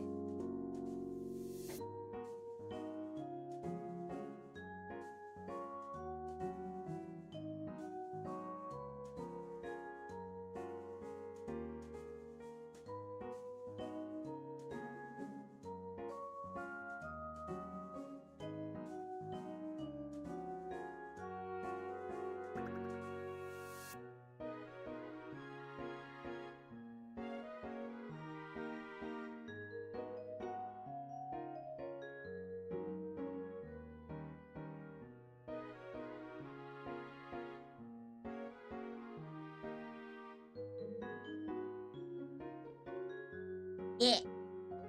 Okay, so I know this particular mascara is sold here in Malaysia as well, but it's literally sold out all over KL. I've been to several stores that sells this brand, but I tak jumpa the mascara. So that's why I bought it there when I was in Thailand. Hold on, let me show you. Another 13,629 points for Muding. Yay! I'm sure we'll get it done. Hello, Maichu. Hello. Thank you so much for the lurk. I hope you're feeling better. Okay?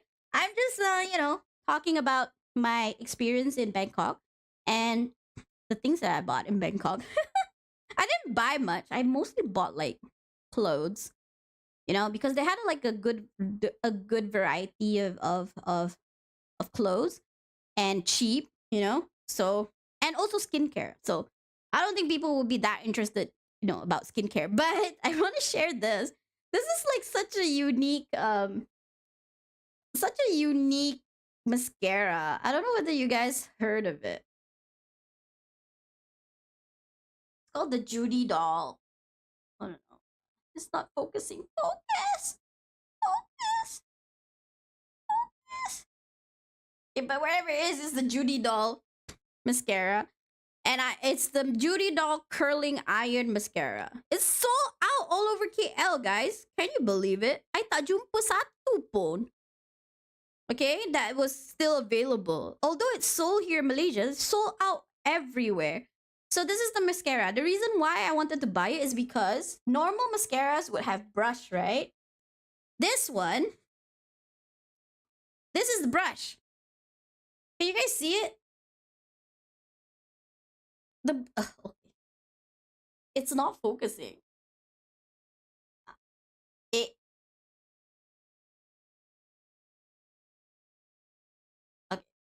It's not focusing. Let me get this away. It's basically like, it's not a brush. It's basically like a screwdriver iron wand type of situation. Why am I not? My sense of direction is so bad. Bagi mini love set too. So yeah, so basically it's like a a screwdriver like iron situation. I don't know. I tried it on my lashes. It's adalah macam hebat sangat pun, but then I'm like, I don't know. I tried it only once. I'll try it again and see whether it's something that worth the hype, because I remember, like, if you guys are familiar with the makeup scene, right? So you'll know like people like Nikki Tutorials and all that, this huge makeup influencers. Yeah, so she actually tried it and she was like, "Oh, it's so good, like, oh my, like one of the best mascaras that I have ever tried, etc., etc." I'm like, okay, all right, so I'm gonna try it, but it's not that great. All right, so so instead of spending money while I was in Bangkok, I ended up spending money here. Guys, guess one of the things that I bought, like, it's kind of like last minute, and do I regret spending money for it? Not really. I love it, so this is what I bought. Oh my god. I ended up spending money on this as soon as I came back from Malaysia. Came back to Malaysia. I ended up spending money on this. So, for those of you who don't know this, I am actually a huge pen lover. Yes, a Lamy fountain pen. Oh my god, somebody actually knows. Yes, this is the Harry Potter one. This is I bought the Ravenclaw one because if you guys can see, I don't know. My god, why doesn't it focus? Focus, please. Yeah, you can probably see the engraving. Yes, I know I can get the complete set from the pen gallery, but it's so expensive to get the complete set. If you get like the complete set, I think it's about 900 ringgit, like a little less than 900 ringgit. So I decided to just buy one, and I bought it from Shopee. And I also had like some vouchers which gave me discounts, and also partly because I was able to pay in installments. Oh, you're also a fountain pen collector. Let's go. Hello, Zuri. Hello. Welcome to the stream. So yeah, I'm a huge fountain pen collector, and I love fountain pens. I love actually thick nibs. So this one is M. So yeah, I saw it was, and since I'm a huge Harry Potter fan, I am in love with Harry Potter. I've been a fan of Harry Potter ever since it first came out. So I do collect a lot of Harry Potter merch as well. And one of my most memorable experience or memorable memories is going to Harry Potter World when I was in Tokyo. And yeah, so I was like, you know what? I'm at least gonna get one since I love fountain pens. I have a couple of Lamy pens. One that was given. Ayo.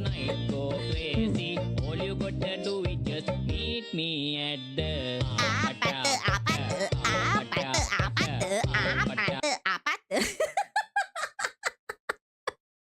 Hello, Dangle. Hello. Welcome to the stream. Hi. How are you? Suka lagu apa tu? Oh, you also like M nibs. Oh, nice. I actually prefer, like, the thicker the nibs, the better. But M is pretty good for Lamy pens. I think they only go up to M, right? Or is there more? Lagu apa tu? Apparently it was apa tu?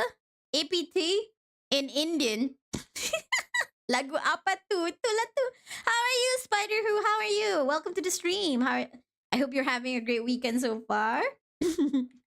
I'm actually just just chatting, talking about some of the things that I wasted money on. I don't know. No, I wouldn't say wasted money on. It's just basically my my moment of self-indulgence. So I'm a huge Harry Potter fan, so um you also got the Harry Potter. No way. No way, Hydra. No way.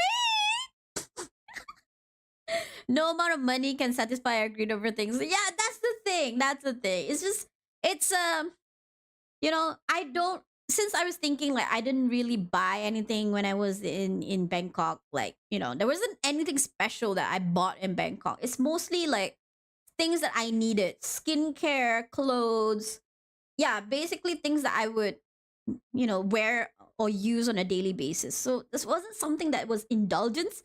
So I was like, can I have something that was more indulgence? And then when I saw this, and I saw that I have like discount vouchers and I was able to pay in installments because, Lamy pens are not cheap, because they're steel and, there's engravings and all that. And there's like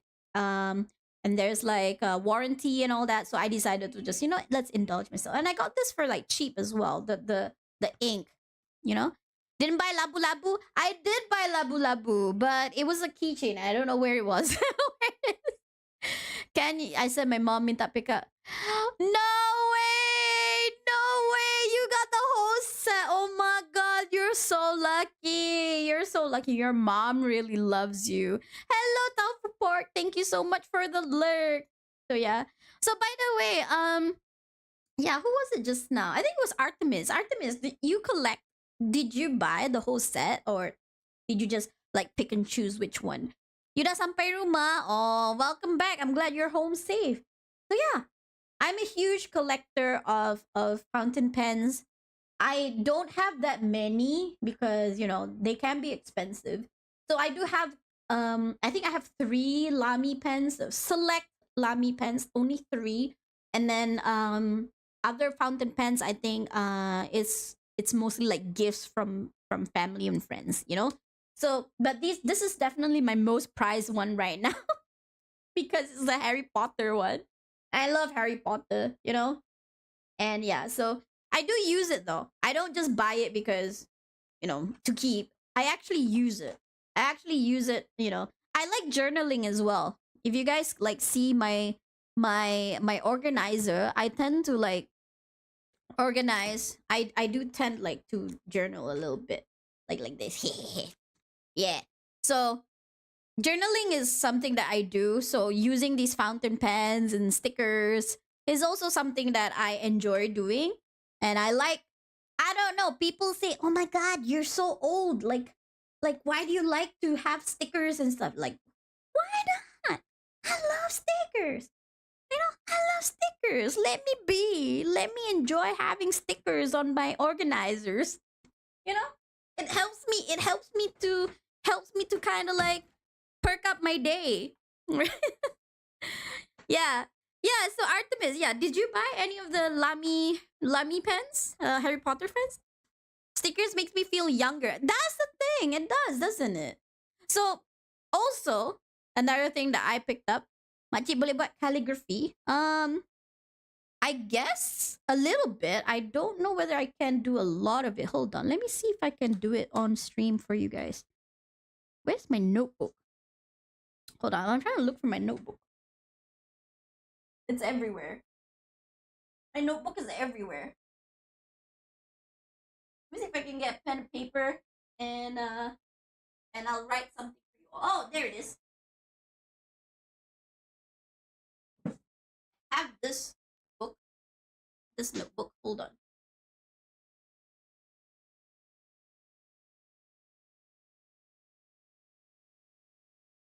Okay. It's been a while though since I did I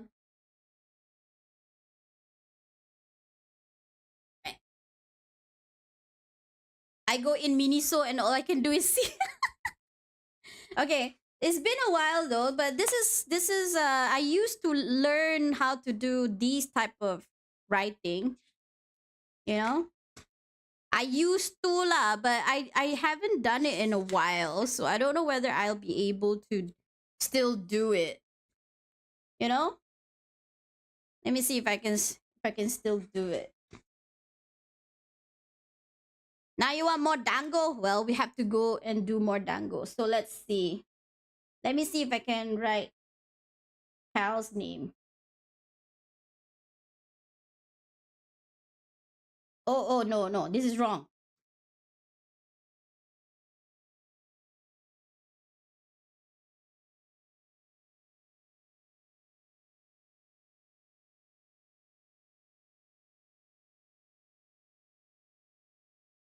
See, I dah lupa. Nice.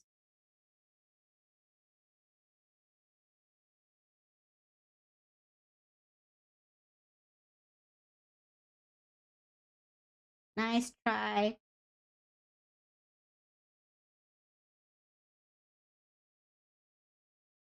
There you go. I used to.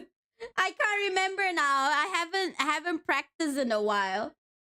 You know? And then what? Uh okay. R.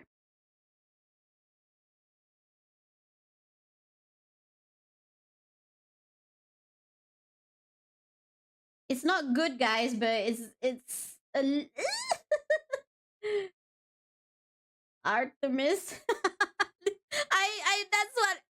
No lah, no. If you see like the professionals, right? This is my teacher. Look at what my teacher wrote. So pretty, and look at mine. So ugly. So ugly. But yeah, basically, I like writing. This is a brush pen. This is a brush pen, and this is the fountain pen. So yeah. So who? Siapa?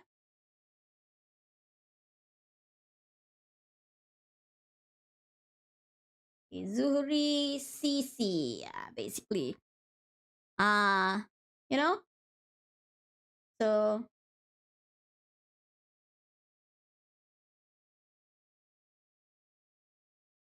Hurricane.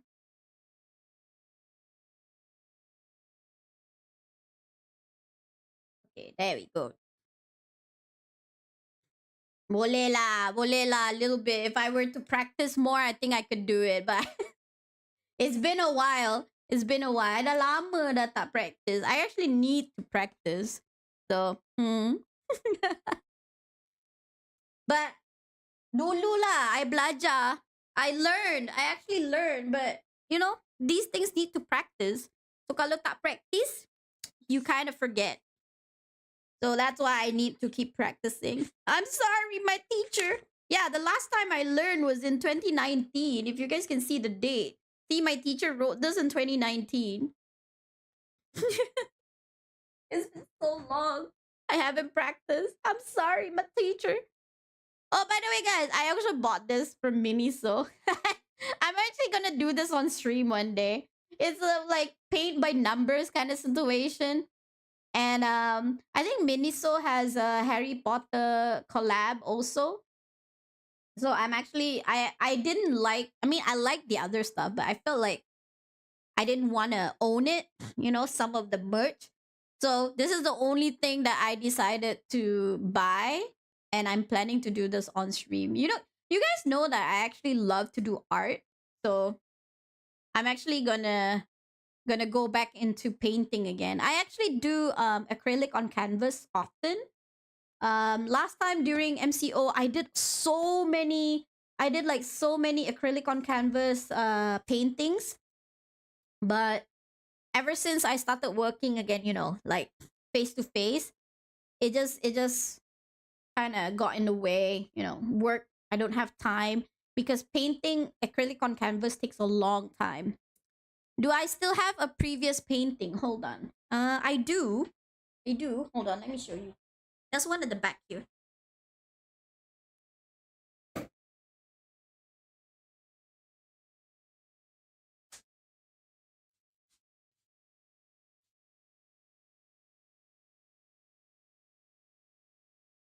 It's a little bit dusty, but this is one. Okay, this is one day. Oh my god, it's so dusty. I'm so sorry. It's just that it's been on the shelf. Okay, it's been on the shelf for quite some time, and it's a little bit dusty right now. Ugh.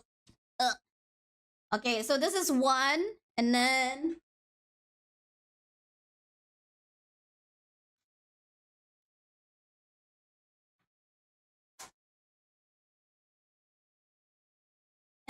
this is watercolor. I made this with watercolors. I don't know. Oh, okay. You guys can see it. This is watercolors. Right, that's one. Yeah, this is like beach painting. Everything's like painted with watercolors. And then,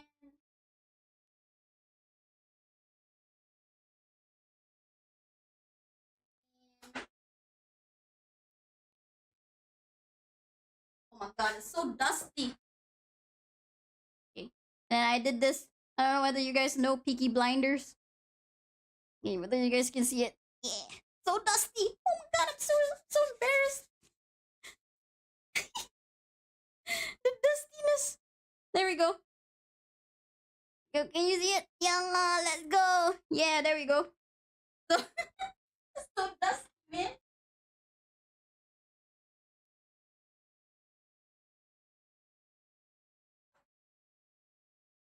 You can see the Bob Ross in me. Your brother Pranap dressed up as Peaky Blinders. Let's go. I have a lot more. It's just that some of them are outside in the living room, and some of them are like I already like gave away to my friends. And I painted a lot during MCO, like a lot. And some of them I even sold to people because some people wanted it as decorations for their house. So I even sold to people. So it was a good side income, but I never know like how much to charge people because I feel I feel that my talent is not, I feel like my talent is not that high up there yet. It's mostly like I copy what other people paint. I see what other people do on YouTube, and then I try to recreate it. And sometimes, only sometimes, like the only original piece that I have is that beach peach. That beach picture. That's the only original picture that I have painted because I wanted like I missed the beach, and then I decided to just paint the beach. That's it. That's the only original one. The others are mostly like I copy what other people has has painted. I'm not that big on talent. I can copy. I'm not good at creating my own original pieces just yet. Hopefully, I don't know. Maybe one day, once I retire from work, I guess, maybe I can sit down and actually paint something good. Hopefully.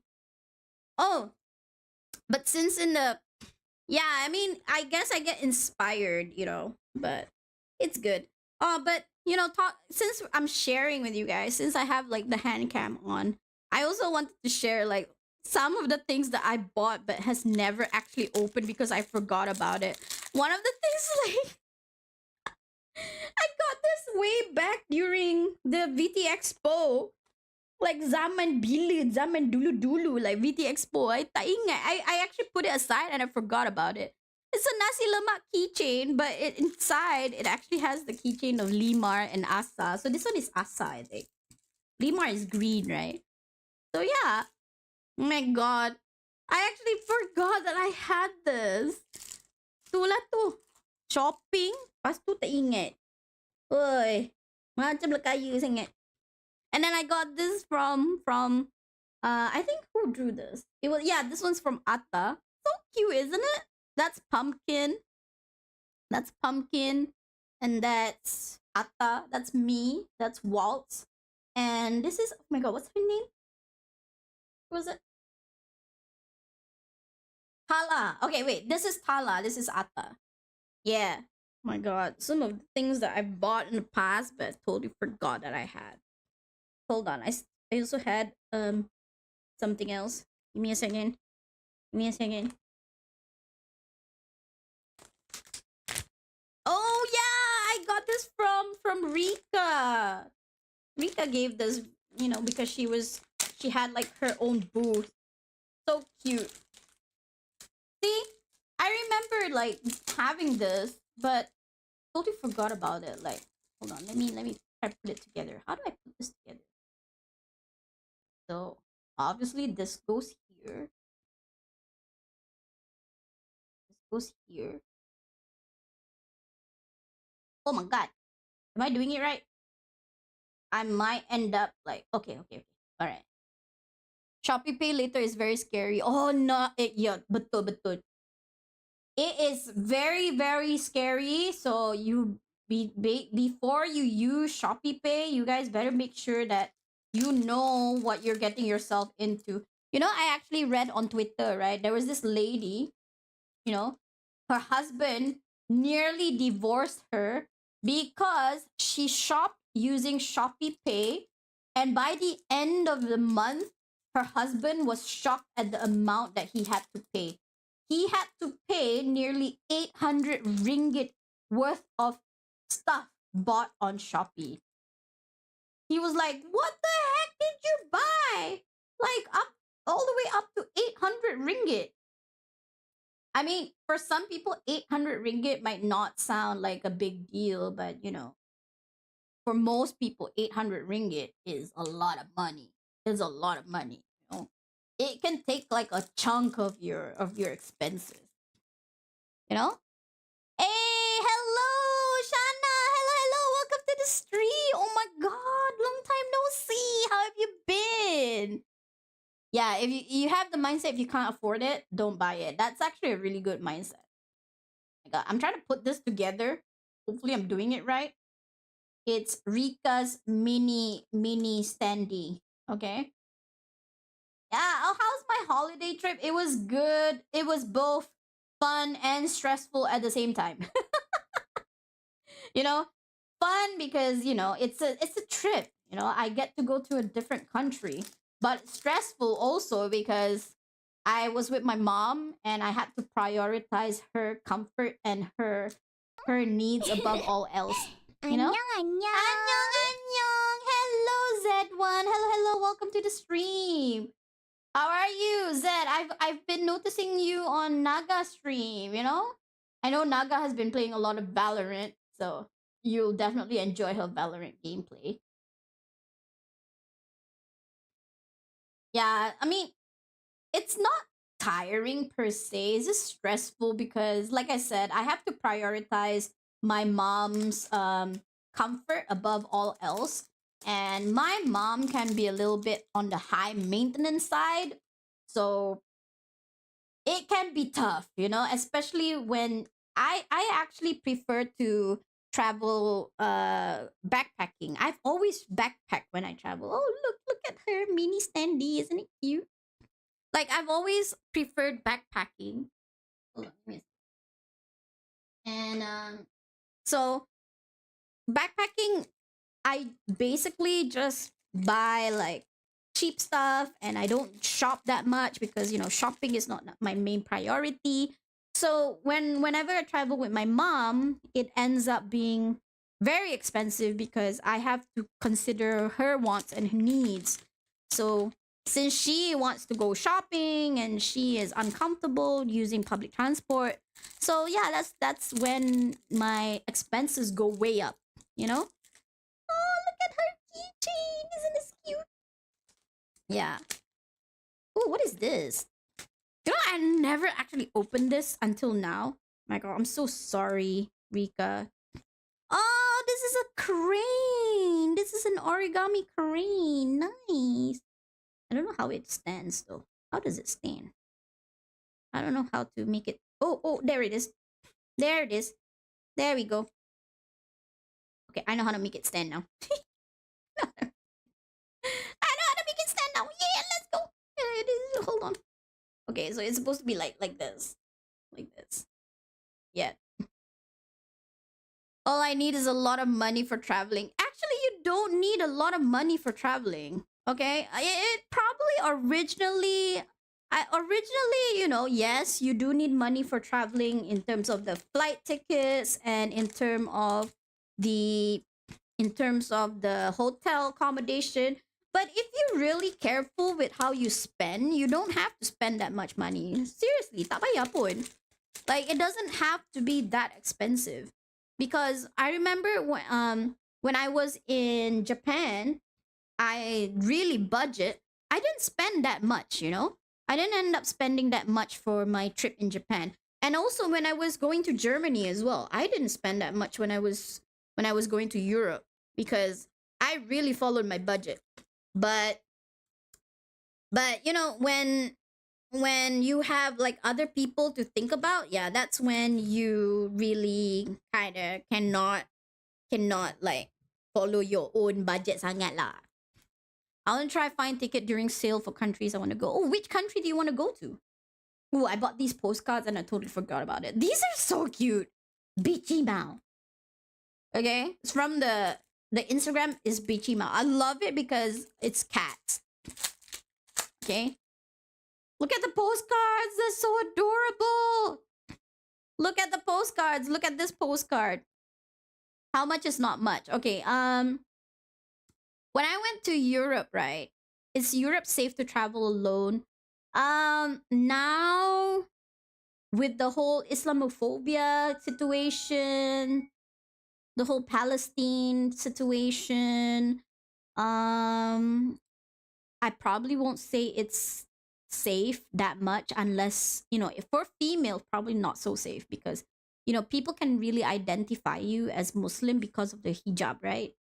As for men, okay lagi lah. But for women, I think you need to be a bit careful because of the whole Islamophobia thing.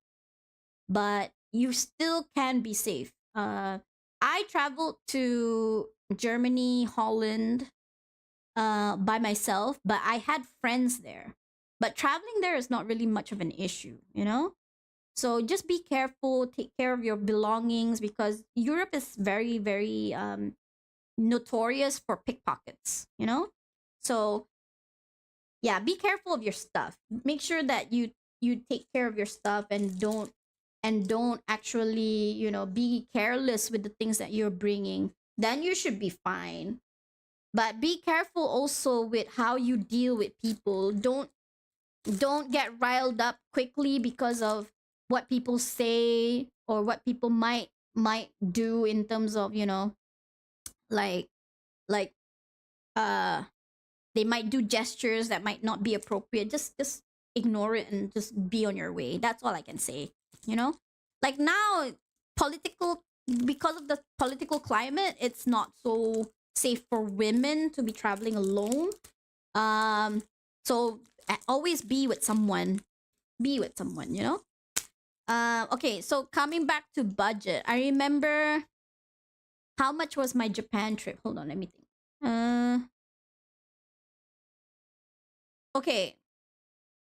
I took Air Asia. I remember going. Oh, I can't remember the exact amount, but I took Air Asia, and then I was there for 10 days. Yes, I was there for 10 days, and I went from Tokyo to Osaka. Tokyo, Kyoto, Osaka. KL, Tokyo, Tokyo to Kyoto, Kyoto to Osaka, and then Osaka back to KL. And then I took Air Asia for both ways. So it was cheap. I think I remember I went there for less than 1,000. The flight tickets was definitely less than 1,000. I think about 800 ringgit return. Yeah. And then all the while I was there, I only stayed at capsule hotels. I only stayed at capsule hotels. I think I didn't. The only thing that was expensive when I was there, yang betul-betul expensive, because I decided to go to Tokyo Disneyland and also Universal Studios. Tu mahal because the tickets are expensive. Okay, the tickets, one ticket masuk is 300 ringgit, around 300 ringgit. But we were lucky because when I was there, Klook had a buy one free one for Tokyo Disneyland. So I remembered when Klook had that offer, buy one Tokyo Disneyland ticket, get another one for free. I actually lined up like for a couple of hours just to get that promo because it was only it was only for the first 50 people.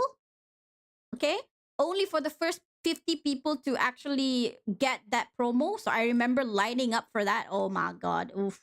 But it was worth it lah because buy one free one, good, you know.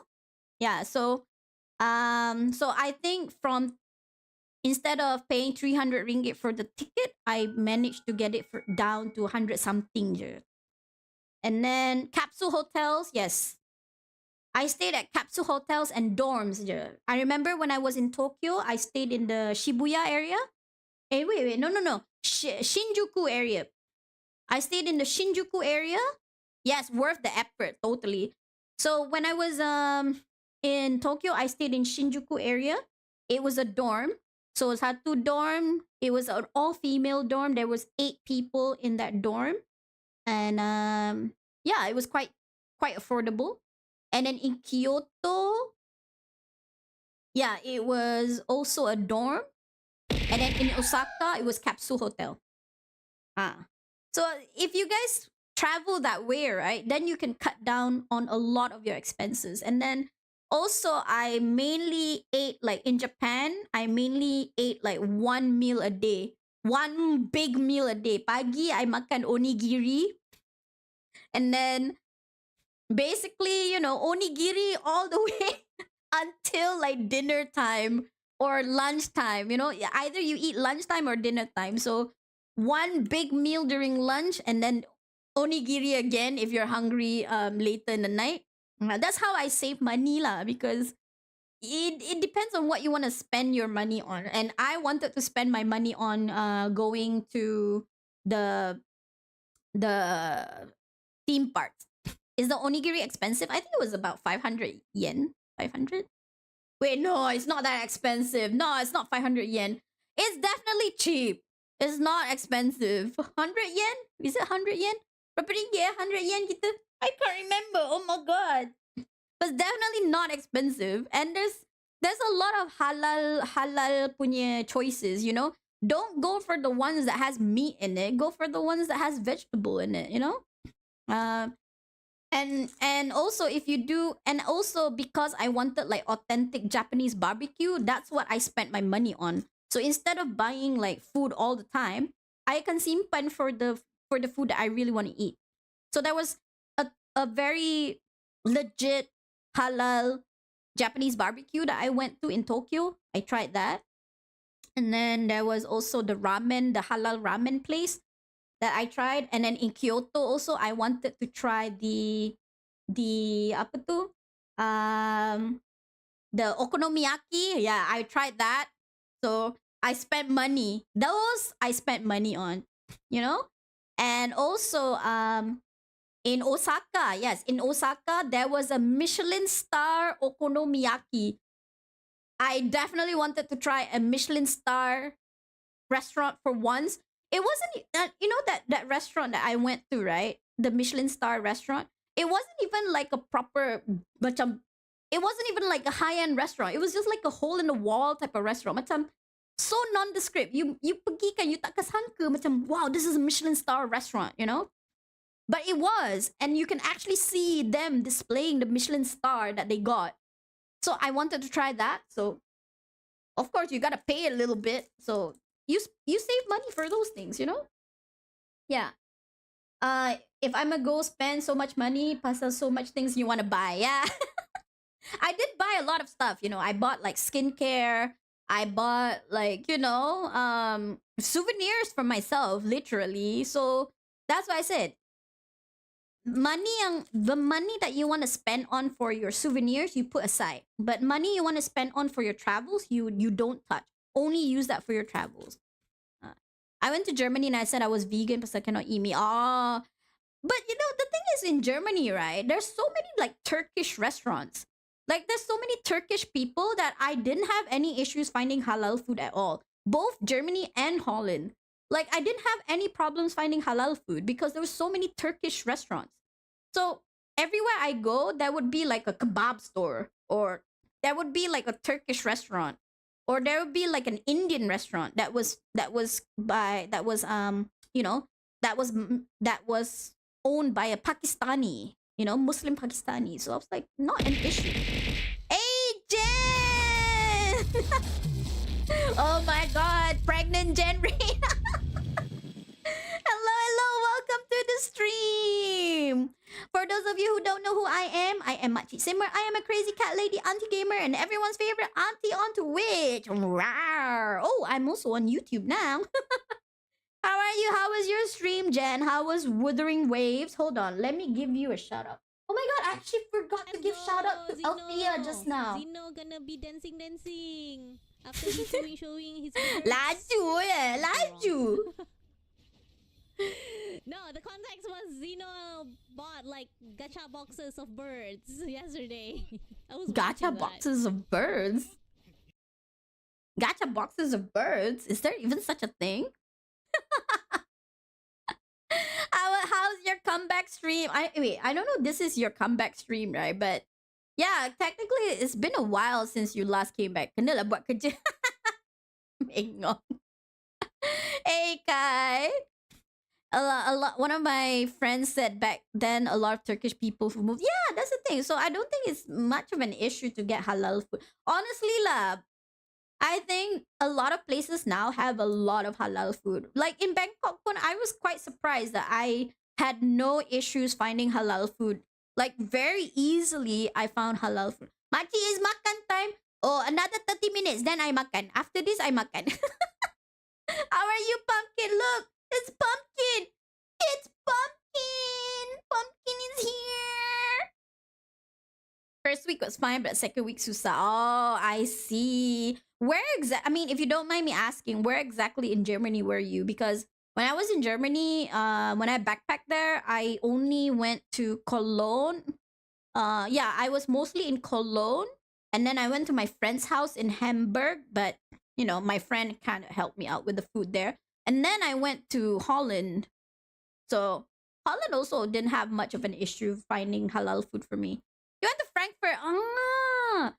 Okay, I wasn't in Frankfurt long enough. I was in Frankfurt for like a few hours, so I don't know how exactly Frankfurt was. I was mostly in Cologne. Going back to streaming, yay! You forgot how to do everything. Come on, Jen. I totally know how you feel. I was actually away for 2 weeks because I went to Bangkok, and then I was taking some time to get used to my new semester. And ini pun I macam lupa. Macam mana? You were in 2 towns because you were in an exchange program. Ah, I see. But it's kind of nice, to know that you went to Germany for an exchange program. That's like an interesting thing. I'm so jealous for those of you who are able to go to exchange programs and go overseas due to the exchange programs. Most of my travels is because I travel myself, And guys, don't think I have a lot of money. I don't have a lot of money. It's just that whenever I want to go somewhere, I would plan like at least a year in advance. My Germany Holland trip took 2 years to prepare. 2 years because do it, and also because I was waiting for the plane tickets to dapat murah, And my Japan trip took a year of preparation, again because of money and because I was waiting for things to like go down in terms of prices and so on. So yeah, I don't just simply decide, all of a sudden, hey, I want to go here, lah, Yeah. You're also saving money to go to Japan end of next year. Let's go. It's gonna be so much fun. I actually want to go to Japan again. It's definitely one of the countries that I want to go to again because it's such a beautiful country with amazing culture and amazing food.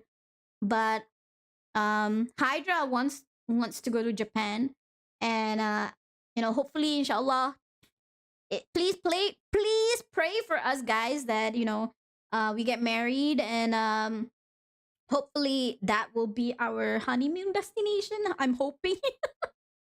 I'm hoping. You know, I really hope that if I do get married, no, not say if. When I do get married to Hydra, I don't want it to be like a huge wedding. I don't want to waste money on a wedding.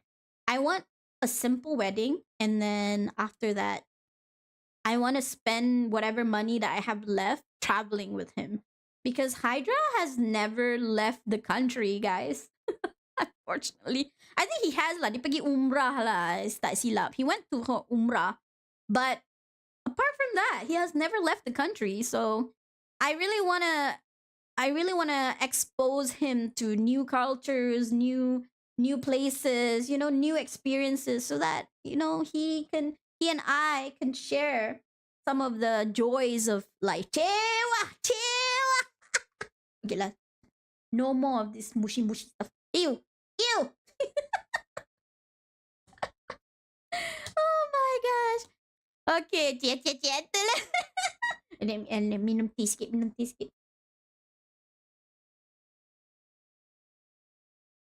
Okay. Right. Okay, anyways. So basically, these are some of the things that I bought that I totally forgot about it. Apparently, I have another standee. Okay. Waltz, I have your standee. Also bought during VT Expo a long time ago. Ay, Cheche, you're smiling if you see. Smiling in BC Kappa. Yeah, you can tell Kai, you can tell Hydra I said that, okay? You have my blessings to tell him I said that. On stream lagi, huh? Okay. This is Walt's she was selling this standee for like really cheap. Most standees, you would probably like need to pay 20, 25, 30, 20 ringgit onwards. Like she was selling this for like 16 ringgit if I'm not mistaken. But then I just realized, oh, okay, no wonder she was selling it for cheap. It's because this is her older model, her older model. She has now changed to a newer model, so she doesn't use this model anymore. I mean, obviously her newer model looks like this somewhat, but it's different. So no wonder lah, it's cheaper, but it's okay. I'm glad that I have her standee. I like Waltz. Waltz is a fellow charm drinker. I'm gonna put this little standee here in front of me with my Harry Potter gang. If you guys want to see my Harry Potter gang, yeah, I have all three. See, guys, I'm a huge Harry Potter fan. I need more merch, so that's why I will be painting. I'll be painting this on stream one day. Soon. No, one day. I need to do it soon. If not, I'll forget it. Okay? Right. And then, yeah. Wow. These are some stuff that I bought and totally forgot. Some. The rest are stuff that I bought recently. Yeah, especially my Harry Potter fountain pen. Love this so much. Okay. So basically that's it, guys. So that is what I wanted to share with you guys today. Some of the things that I've been going through and why I'm broke. Now I'm broke because of the stuff that I bought. Do you think like around 10k cukup for Korea? Cukup sangat-sangat. Okay, Zuri, can you tell me what's your traveling style? Hello, Farid. Hello. Welcome to the stream. How are you today, Farid? Okay, what's your traveling style? Are you nice style? Oh, thank you so much. Yeah, I'm broke right now because I kind of splurged. Makan Maggie until my next payday. So yeah, so tell me, like, what's your traveling style? Like, are you a backpacker or do you like luxury? Do you like comfort? Cerita. Because 10k for someone like me is more than enough. So, but when I went to Korea, I did not spend 10k. I think I spent like 3k in total, together with everything. 3k, 4k. Tu pun I tak sampai 4k. 3k lah kot. Together with flight, hotel, and the things that I eat, the things that I bought, yeah, 3K most probably. I don't really need a nice hotel, no. I know most of the place yang halal. You like to backpack and normally prepare 10K, but you always go for a month. Oh, 10K for a month is okay, I think.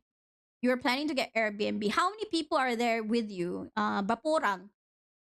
If you seorang 10K, you can basically, and how long? How long? Yeah. Honestly, I kind of just give me like a estimate, like berapa orang, berapa lama. Like honestly, 10K is more than enough for one person. And if you don't mind like staying in dorms or in Airbnb, then that's fine, you know. But the 10K is for yourself. Oh, more than enough lah. More than enough. Trust me, more than enough. Okay, if you take Air Asia and you pandai cari timing, right? You pandai cari timing on when exactly that you can buy the ticket. You can actually get the ticket for cheap. Air Asia or even any other flights if you can find the right timing. I recommend that you always check every Thursday because I don't know why Thursday seems to have like better deals for flight tickets. And then also, if you can, well, 3K saja. Yeah, that's the thing. I mean, you really need to figure out like where your priorities lie. Like for me personally, when I travel, I tak kisah accommodation. I don't really need like super fancy hotel. I usually stay in dorms. Dorms are cheaper. Okay? When I was in Korea, I only stayed in dorms. And one thing you can terima lah, certain dorms you have to use a shared bathroom. But one thing about shared bathrooms in Japan and Korea, right? It's very clean. Like it's so clean, especially Japan. But even the Korean shared bathroom that I went to, oh my god, it was so clean. And it's separate male and female. So you don't have to worry about, you know, terserempak dengan orang lain because it's really clean. And then everyone naked in the bathroom. Hey, shared bathroom is not like that, lah, Cal. Shared bathroom is basically it's outside of your room. But when you go in, the shower is solo. You seorang je in the shower. Unless you want to go into the onsen lah. If you want to go into the hot spring, you know. Tu lain cerita. Ayo, Cal. Apa ni? Disappointed bongo ah. But there are certain dorms that has like the hot spring, you know. So kalau you nak the hot spring one, you carilah the one yang hot spring tu. Yes, cermin je share. But seriously, yeah. So the dorms, make sure that you read the reviews, you check the you know, you check the ratings, you check the location. Memang that's why I always take like a year to prepare for my trips because I do a lot of research, you know? And baca review tu lama lah. You know, you have to read the reviews, you make sure that everything is safe. Semua tu sangat penting. And because you also don't want to get scammed, you know? You don't want to go there and suddenly everything is like not as it seemed, you know? I should have gone overseas. It's not that cheap because it's still ribu-ribu juga, but you can actually make sure that it doesn't exceed the budget that you have. So you kena ingat lah, like you can always remember that you have a budget and you need to follow that budget. Hey, welcome back, Rio. Welcome back. I'm actually gonna be done in about 15 minutes because I'm gonna stop at 7:30. But yeah, basically right now we're talking about traveling and how to travel without breaking the bank, you know? Seriously, you can travel without breaking the bank. I've traveled a lot of places, and most of the places that I went to is because I backpacked. Am I interested to learn more about Thai culture? Always. I'm always interested to learn more about Thai culture, you know? Any culture for that matter. I love culture. That's why when I travel, I tak suka travel in the city so much because that means I don't get to see like the real culture because banda kan sangat like banda, you know? It's like city. So but and then food wise, right? Kalau you betul-betul nak jaga budget when you're traveling in terms of food, then like I said, pick one meal in the day that you eat besar. So if you want like heavy breakfast if you want heavy breakfast, then you just eat breakfast heavy. And then for lunch and dinner, you just eat sikit-sikit. You want to go back to Korea so much? Oh, yeah, Korea is also a very fascinating country. Not gonna lie, it has amazing culture, but I do feel that it is a country that you should just visit and not live. Same like Japan. I think if I were to go back to Japan, I don't want to go back to Japan to live there. I want to visit Japan because I think Japan and Korea is a very stressful place to stay. Can Malaysians go to North Korea? Yes, they can. But I think North Korea is one of those countries that you cannot backpack, that you have to follow a tour. If you want to visit North Korea, you have to follow a tour because they are very strict and they have a lot of rules. So in order for you to make sure that you're safe, then you have to make sure that you follow a tour. Then you're safe. Hello, ASAP. Hello, hello. Welcome to the stream. My friend said Japan is very dangerous because of the earthquake. I was there for 10 days. I did not encounter any earthquake whatsoever. My sister lived there for 3 years because she studied in Japan. She encountered a couple of earthquakes, but never to the point that membahayakan diri dia. Yeah. I remember there was one time when we were video calling with her. She was in I think she was in Osaka. Yeah, she was in Osaka. She lived in the first year of her stay, she was in Tokyo. And then after that, she moved to Osaka because her university was in Osaka.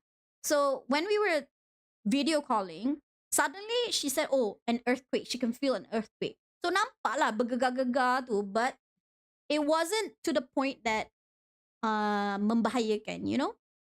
But you guys nak dengar cerita lah. Nak dengar cerita lah. Now, do you guys know that New Zealand also suffers from earthquake, right? So I remembered, like ingat wallpaper. Yeah, this is my desk. Handcam dari atas. So yeah, I was in New Zealand, South Island, okay? And I went there with two of my friends, and those two are because there was three of us, it was actually cheaper for us to rent a car. Okay? So kalau if you're traveling like just two people, then it's better for you to take like the bus or public transport when you're in New Zealand. But if there's like more of you, 3 or 4 or more, it's always better for you to either rent a car or rent a camper van, So I remember when I was in New Zealand, there was this location that we wanted to go to in South Island, New Zealand, where we had to drive quite a number of hours to get there. But we don't mind it because New Zealand is such a beautiful country that kalau you drive, there's still so many things to see. You can just simply stop and ambil gambar and all that, right? So we were driving lah, and then all of a sudden, I was in the passenger seat depan kan. I duduk kat passenger depan. And then suddenly kan, I tengah tengok in the scenery, tiba-tiba, I nampak all of the sheep. Banyak sheep tau. You know New Zealand has a lot of sheep, right? So, I remember, suddenly, I saw the sheep started running. Semua, not just one. All of the sheep in the area started running. Tiba-tiba kan, diorang semua lari. And they were running in one direction. And then I macam, kenapa all the sheep suddenly started running? And then I was like, okay. And I noticed like not just the sheep, but even the horses and the cows were all running. So I macam, okay. So I told my friend, hey, don't you guys find it weird that the sheep and the cows and all the animals are like running? Diorang pun macam, pelik. But we didn't even think about it so much, because we were like, we were just enjoying the view. And while we were in the car, so since we were in the countryside, kan, tak ada internet tau. Plus, New Zealand is one of those countries where it's backpacker friendly, but it's not backpacker budget friendly. If you know what I mean, it's quite expensive. So you kena pandai-pandai budget duit you, because it can be pricey to have internet on at all times. So kita orang only took internet at certain parts of the country. Macam dekat town baru kita orang ambil. Because if not, then you'll be paying a lot of money for nothing. Because New Zealand is so big that certain parts memang tak ada reception. So by the time we reached our destination, we reached our dorm, when we reached our hostel, only then we had internet. And the moment I had internet on, right, suddenly all of the messages started to come in. Hey, are you okay? Are you okay? Did you feel like did the earthquake hit you? I'm like, huh? Earthquake? Like, did we encounter an earthquake? So I asked my friends, hey, we had an earthquake just now. And my friends pun semua macam, huh? We did? So we started Googling. And true enough, the reason why all of the animals were running was because there was an earthquake while we were driving. We didn't realize that there was an earthquake because we were driving. When we were driving, kita orang tak rasa tau the earthquake. We didn't feel the earthquake. We just, basically we thought it was normal, apa tu? Turbulence. Is that what you call turbulence on land? I don't know. But basically we thought it was normal turbulence. So we didn't realize that the reason all the animals were running is because an earthquake was happening. And then we asked around the locals, right? Was there an earthquake just now? Apparently there was an earthquake. It was a 5.6 Richter. It was a 5.6 on the Richter scale, man. So we experienced earthquake while we were in New Zealand, but we didn't realize it was an earthquake. Ya Allah, ya Tuhanku.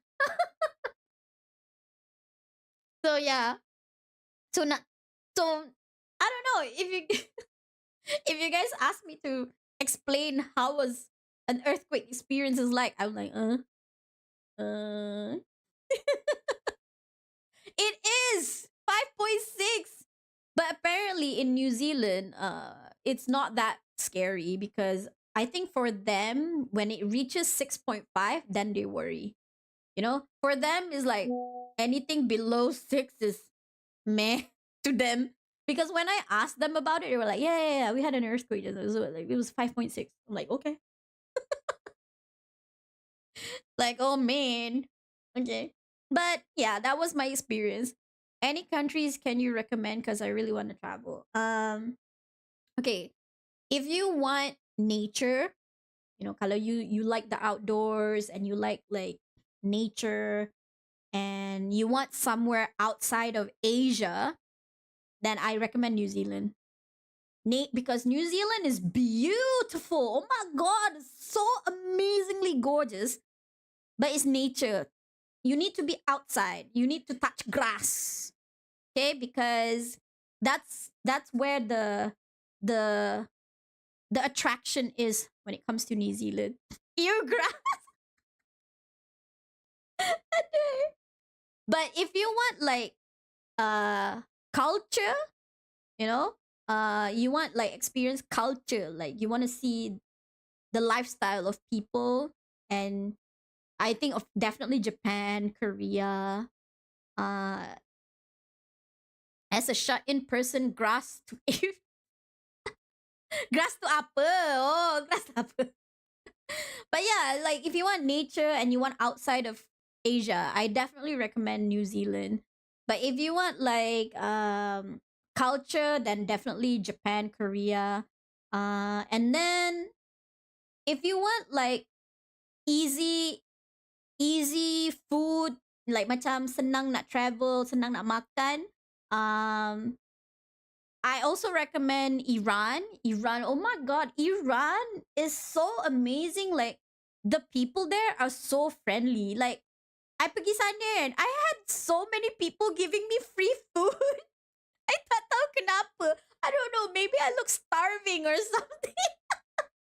Like I pergi berdua je tau. I backpacked just two people, me and my friend. And there was a couple of times where we separated because she wanted to go somewhere in else and I wanted to go somewhere else. But it's still in the same city lah. It's just that she would go there by herself and I would go there by myself. So we took public transport.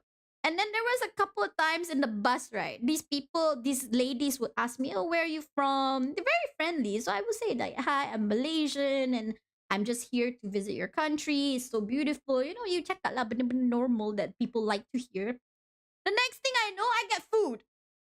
Like there was this one time I was just sitting there waiting for my friend, and I was sitting at the cafe waiting for my friend. I even bought like coffee, you know, while waiting for my friend. And then this guy, he came up to me like, "Hey, are you a foreigner? Like where are you from?" And I said, "I'm from Malaysia, blah blah blah." And then he said, "Can I talk to you because I want to practice my English?" I was like, "Okay, sure." I mean, I was bored anyways. Cakap je lah. And then the next thing I know, he was like, "Okay, I gotta go now because he was a university student, so he wanted to practice English." So next thing, I think we were chatting for about 45 minutes, and then all of a sudden he stood up and he said, "Oh, I'm so sorry, but I have to go now. I have to go to my university. I have class." I'm like, okay.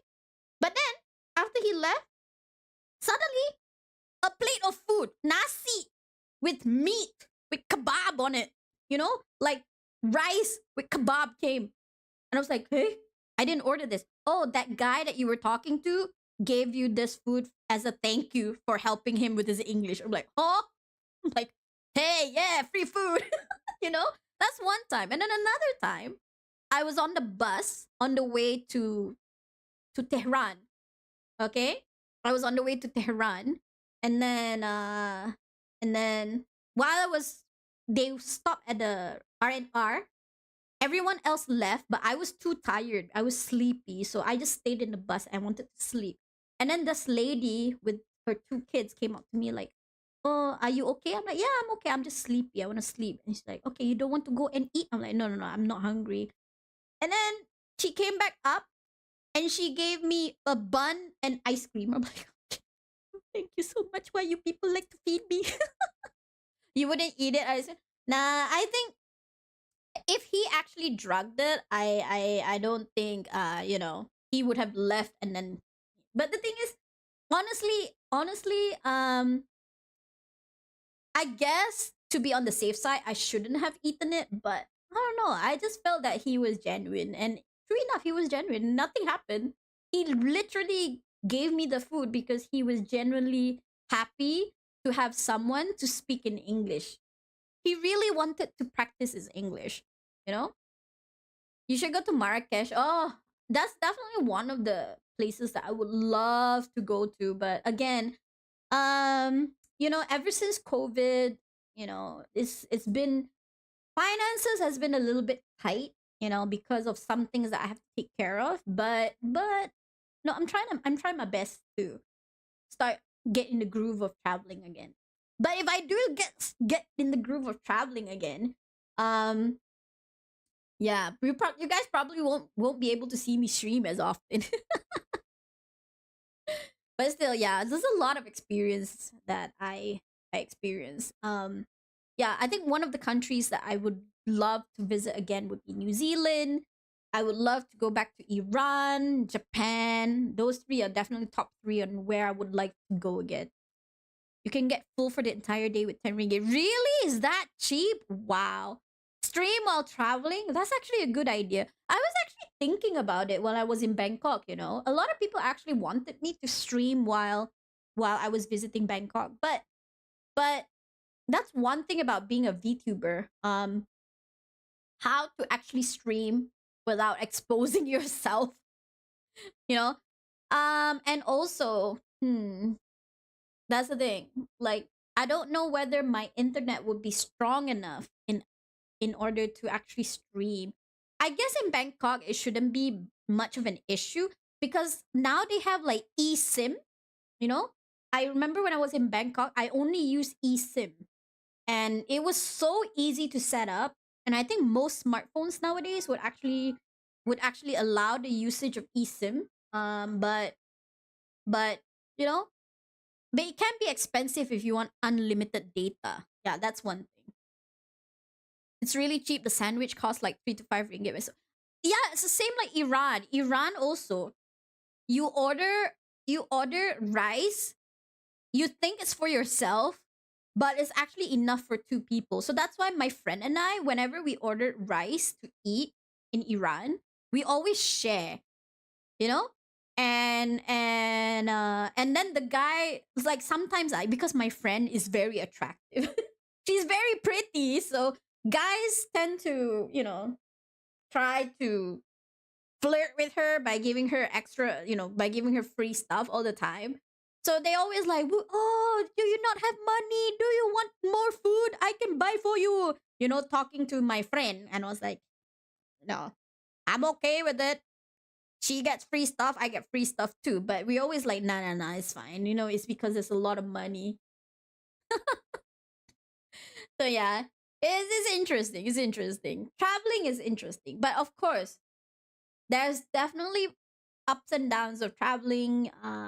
You have to always constantly be careful. Hey, hello Zed, beauty with benefit. Hello Ellie. Oh my god, I'm so sorry I didn't say hi to you earlier. Bercakap sembang membawang punya lah cakap banyak kan. Lupa nak say hi. How are you Zed? By the way, happy belated birthday. You know what? I'm gonna sing to you. Okay, let's go. Happy birthday to you. Happy birthday to you. Happy birthday to Zen. Happy birthday to you.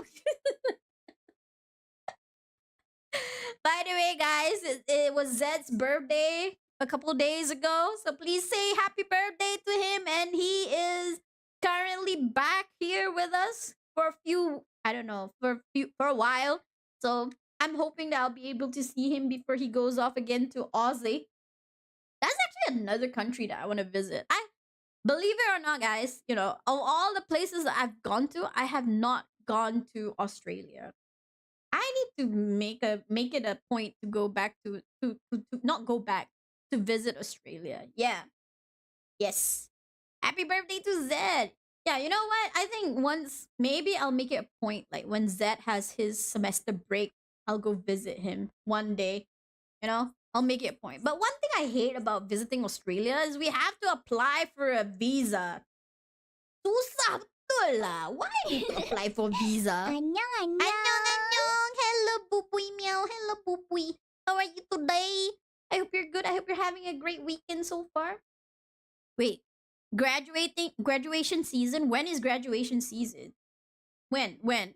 I really need to go visit Australia. I mean, it's one of the countries that's kind of like closest to us, but not that close. All nations except NZ need to apply visa. That's the thing. Oh my god. Guys, Malaysian passport is one of the strongest passport in the world. And yet we have to apply visa for Australia. Hello, Juta. Hello. How's your life been? I know you've been busy at university, but how's it been so far? I hope things are good. I hope you're doing great. And I hope you're having a great weekend so far. Laughs in Singapore passport. Shut up like you. Yeah, I know Singapore passport is a little bit more stronger than ours, but still. Hey, but at least if I want to go to Algeria, Malaysians can go to Algeria without a visa. The only country in the world that can go to Algeria without a visa. For real. I don't know why. I don't know. Some political understanding between Algeria and Malaysia, but surprisingly, right? Like Algeria allows Malaysians to go to their country without a visa. Like seriously? So I gotta maybe think about visiting Algeria one day. But the one thing about Algeria is that they speak French. So I probably need to like kind of figure out how to speak French because they don't know how to speak English that much, and my Arabic is so atrocious. I cannot speak Arabic anymore. In fact, I've never been able to speak Arabic. I learned Arabic for a couple of years, but ugh, my Arabic is so bad. How was my trip? My trip was both fun and stressful. That's all I can say. It's both fun and stressful. Why? Fun because, a trip is always fun. Going to new places is always fun. You know, seeing new things, experiencing new things is always fun. But it was stressful because I had to take care of my mom because she was there with me and I have to prioritize her above all else. So it was a little bit stressful in that sense. Okay? Macam gimana? Tak ada tak pergi jauh pun. I only went to Bangkok. Believe it or not, I've been to so many different countries, but I've never been to Bangkok. But I've been to Thailand, like different parts of Thailand, but not Bangkok. So that's why I decided to go there because my sister was there for a work trip. So I decided to join her. And then, you know what? We did like, Mom, would you like to join us? Since it was her birthday and everything. So yeah, that's how it came to be. Anyways, guys, it is already 7:30 p.m. And I always take a break at this time. And since I have to stream again later at 9, I'm gonna end the stream at this point. I know some of you just joined me. I'm so sorry that you guys just joined me, but it's okay. I'll be streaming again later at 9. And at 9, I will be looking at some new indie games, okay, that has been featured at Indie Jam. So yeah, look forward to that. When's your next Persona stream? Most probably tomorrow. Okay, most probably tomorrow. Maybe I'll let you know. Thank you for the 1 bit, boo boo meow. Okay, I'll see you guys again at 9 p.m. All right. Hold on. Let me see. Who should we raid? Should we raid somebody? Let's raid somebody. Let's go and give and let you guys chill with someone. Who should we go to? Who should we? Let's see. Who is on my? Ah, Okay. Okay.